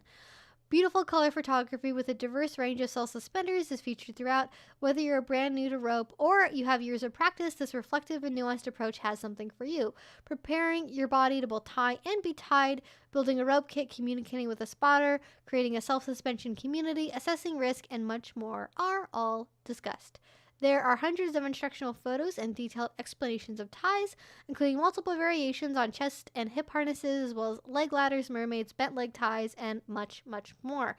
After how to build a solid foundation is explained, in-air skills, including upline theory and practical management, plus a wide variety of specific self-suspension rigs are covered. Author Shay Tizano is a renowned self-suspender based in San Francisco with more than a decade of experience educating and performing around the world. This book combines her movement-focused, fun, and attainable approach with quotes and perspectives from many other self-suspenders. So, I will put a link to this in the chat if you want to check it out. It looks like there will be information in there just for basic ties that you can use to tie on yourself. And I love that it is focused on just like how to do bondage from a self-tie perspective, because definitely like watching tutorials that are focused on how to tie on other people can be a little bit harder to follow if you are doing it on yourself. So I hope that will be helpful for you.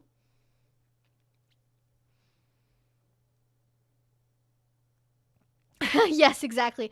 There's something wrong in your 3,000 hours of uploads. Find the offending few seconds that we actually made a mistake on, and it isn't even there even. Yes, exactly. That's exactly what it is. Okay. Are there any resources out there on agosexuality? There's a couple of like words that have like different, like that mean the same thing but like have different terms. Autocorysexual is a microlobule on the asexual spectrum that describes those who have a disconnection between themselves and the subject of arousal. They may have sexual fantasies, view porn and other sexual content, or masturbate, but they generally feel little to no sexual attraction and typically do not desire to have sex with another person. You know, I don't know anything that comes to mind that's specifically related to this. I feel like the closest thing to that would be people that are generally on like the gray A spectrum and kind of looking for content around that. But otherwise, I don't really have any like particular recommendations that come to mind, unfortunately, that do cover that in detail. But obviously, it is an asexual identity, totally valid, totally a thing. I unfortunately just don't have anything I can recommend offhandedly about that, but that experience makes sense to me. I have a holy mission to provide healing and understanding to victims of conservatives' bizarre and evil sexual repression. I mean, yes, that's functionally what my channel is at the end of the day, is freeing people from the repression that our culture means. It makes it so hard. It makes it so hard for people to express themselves. My God, why would we ever want to live in a world that's so repressed? It's so sad. The world can be so colorful and amazing. It can be so colorful and amazing.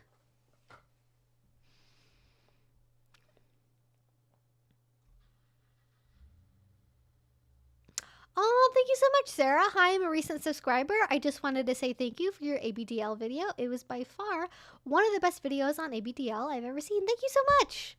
I definitely did my research on that for sure.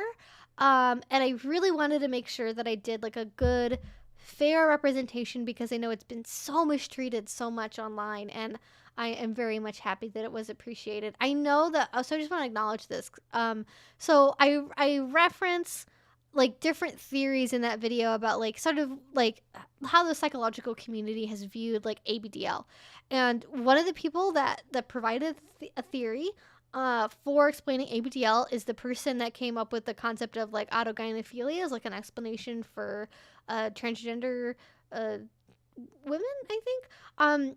I know that is harmful. It's like a harmful idea. I didn't realize that was the same person that did that theory for ABDL. And hopefully I don't think those two ideas are necessarily connected in terms of theory, but it is one of the theories that's out there that people have used to explain ABDL in the past. So hopefully people can understand the inclusion in that video. I'm not necessarily, because I gave my own, hopefully it makes sense. Like I was trying to do an overview of like all of the different like reasons people have speculated about the nature of ABDL, like where it comes from. And then I gave my own opinion on where it came from. I don't necessarily endorse any of the individual views that any of the researchers have that had been kind of proposed theories over the years. I don't necessarily individually believe in them. Okay. I was kind of thinking about taking a bandit for another walk. It's still light outside. I could probably get away with it if it's warm enough. How the fuck is it already 8 o'clock? What is life? I should get dinner also. Don't really have food in the house. I have sushi rice and pickled radish. You can't really make dinner out of that. Not really dinner food. That's all I got. The bourgeoisie are sus, for sure. Very sus. Thank you for committing yourself to the BDSM pride debate, as it has been odd to see perspectives that should be anachronistic by now having new life breathed into them by people with an axe to grind. There's a lot of internalized homophobia and transphobia going on. That's all I'm going to say. There's a lot of people that are very concerned with respectability politics that typically would not be concerned with respectability politics, and like, oh man, you know, if anything, it makes me more motivated as like a YouTuber to keep going, right? Like Lillian, if I didn't get to your question, definitely feel free to re-ask it again, because I want to make sure I get to as many people. I am kind of jumping around a little bit right now, but definitely want to get to your question if I missed it. But yeah, it's weird. I don't know, like, why are people so afraid of like kinky people and insinuating we all want to be pedophiles? Like, what the fuck? Like, it makes me motivated to keep going with this channel, because I realize like there is so much education that still needs to be done. Oh my gosh, so many people that don't know anything about our lifestyle, just making assumptions. And so hopefully me making videos at some point, I will be able to convince a few people that we're not the disgusting perverts and are in fact usually just normal people that just happen to have a particular interest that's non-normative, essentially.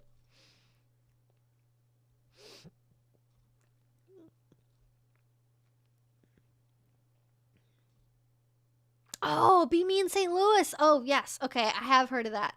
I do know what Be Me in St. Louis is. I know nothing about the presenters that are there, anything like that. So, I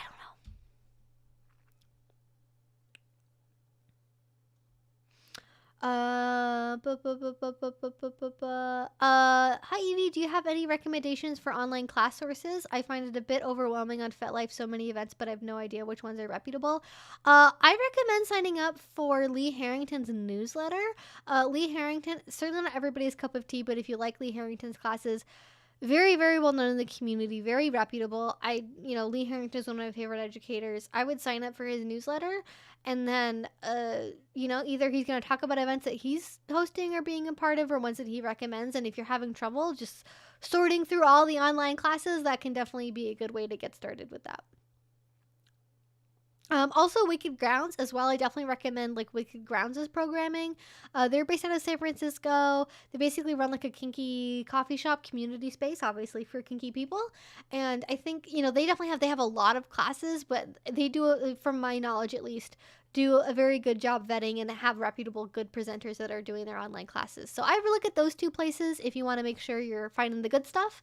And there's definitely other ways to find good educational content, lots of other places, but those two places, I think in particular, in my time taking online classes during quarantine, have given me. Oh, actually, there's one more. Especially if you're in the Texas, Dallas, like Southeast area. There's also is either pragmatically kink or pragmatically kinking or kinky or something. Pragmatically kink something. That is also another really great resource that has a lot of classes also talking about BDSM. That is like an organization that's like vetting and like hosting certain people to teach classes. So I would look at those places. Hopefully that'll help narrow down your search a little bit, because I know that those places do actually do a good job with their teaching.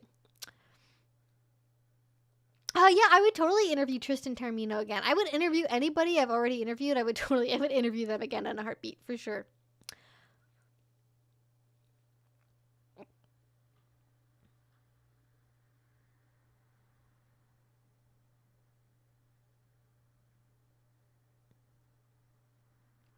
Logically speaking, pain sluts need stricter boundaries with tops and D-types, since there is more of a medical/trauma risk involved in play, correct? A lot of people seem to think it's the opposite.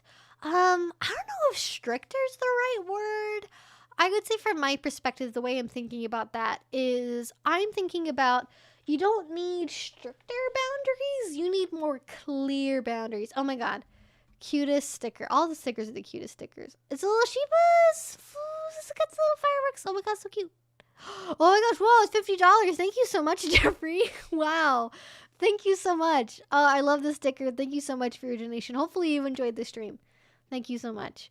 Okay.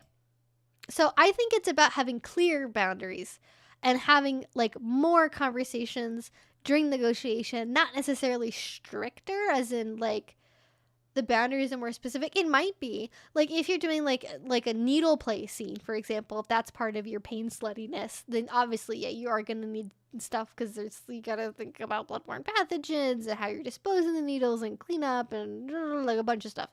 So I think it maybe depends on like what areas of pain you're getting into in terms of the strictness factor, but I think it would need to be more specific in terms of like, what do we do if we accidentally break skin? Do you have health insurance? What do you want to do if you need to go to the hospital?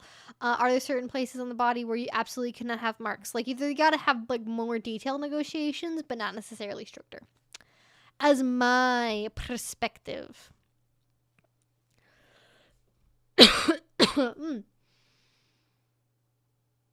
I can't believe you wear t-shirts in your videos with the adult content never stop.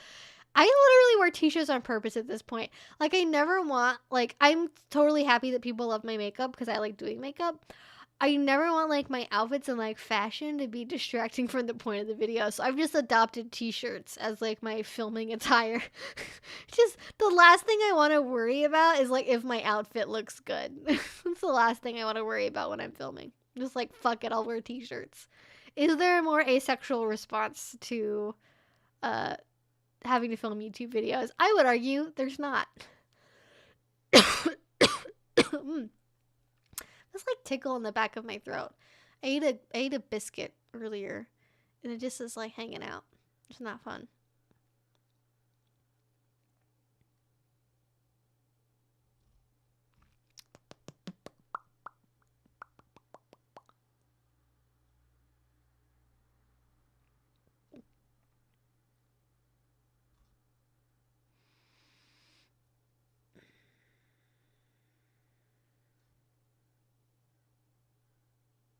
I mean, yeah, the obsession with pedophilia, projection. There's definitely a little bit of that going on. Definitely a little bit of that going on.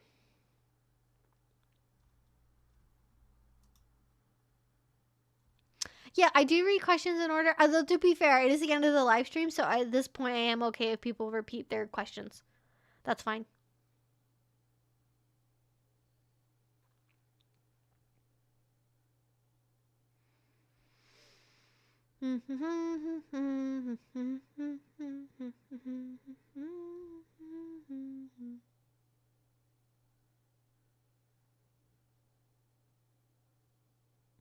Yeah, like the comments on my ABDL video, like people were awesome. Like I don't even think I even got like I wasn't even filtering comments. Like people were just great. Like I didn't have anybody that was like, this is disgusting. This is a sin against God. Like everyone was just fine. They were all really nice and like sharing their experiences. Great.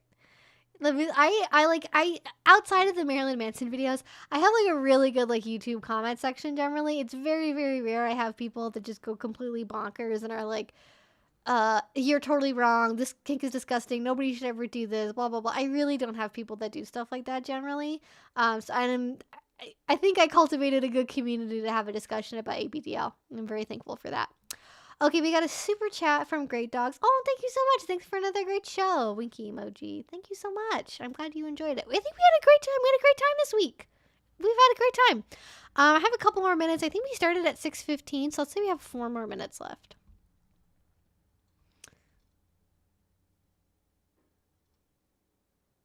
I have to be careful because I will accidentally go on a rant for 15 minutes and then it'll be half an hour later and I'll be like, oh no, all the restaurants are closed. I can't get dinner now. I gotta go grocery shopping. I just haven't had time. I just haven't had time this week to be like even putting together an Amazon like delivery order. I just can't. I should go to the Asian food mart again. I went to there's like an Asian food mart that's really close to my house and I literally got there the second they opened at 9 a.m. So it was like me and like 2 other like Asian moms with like their little kids. It was so cute. So we just like, it was me and like 2 other people in the store. And that's where I got the sushi rice and the like pickled radish from. I got like some jelly stuff. I got some stuff to make sushi with.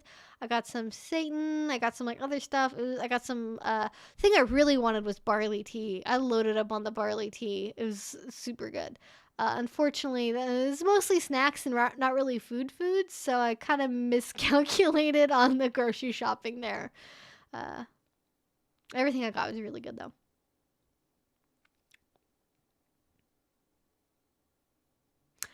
Did you see the photo I tagged you on Twitter? It was Mortician Adams and Daisies. I don't get notifications for people tagging me and stuff because I turned that off because the discourse was crazy. So if you tagged me in something, I probably haven't seen it. But if you tell me what your Twitter @ is, I will look it up.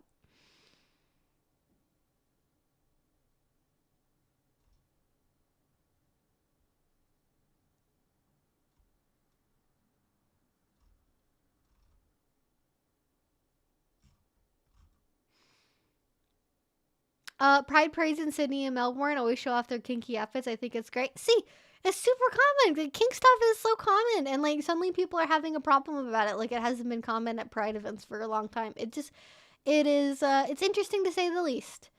Interesting to say the least.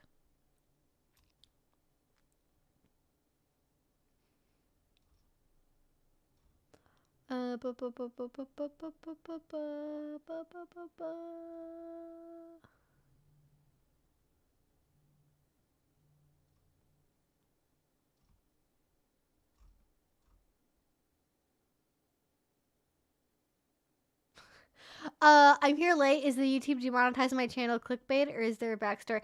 There is a backstory. I spent like the first half an hour of the live stream explaining it. They have demonetized my channel and they have done so twice now. It was not clickbait. It was very real and it was very, very stressful every time it's happened so far. And it's probably going to keep happening as long as I have a channel, to be honest. At some point, they should have a note by my account that says, do not demonetize. It is a mistake. Like, I hope they just have a way to put that note on my account so that way they just keep doing because what happens, they keep doing it and then they keep undoing it. And every single time, I never know if it's going to stick. And it is something else.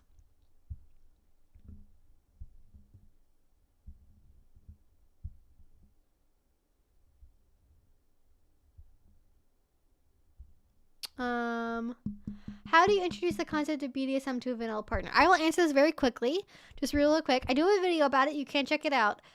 It depends on what your definition of vanilla is. Because if vanilla means that they're consciously aware of BDSM, but they don't want to do it, you can't make somebody that's not into BDSM like into BDSM.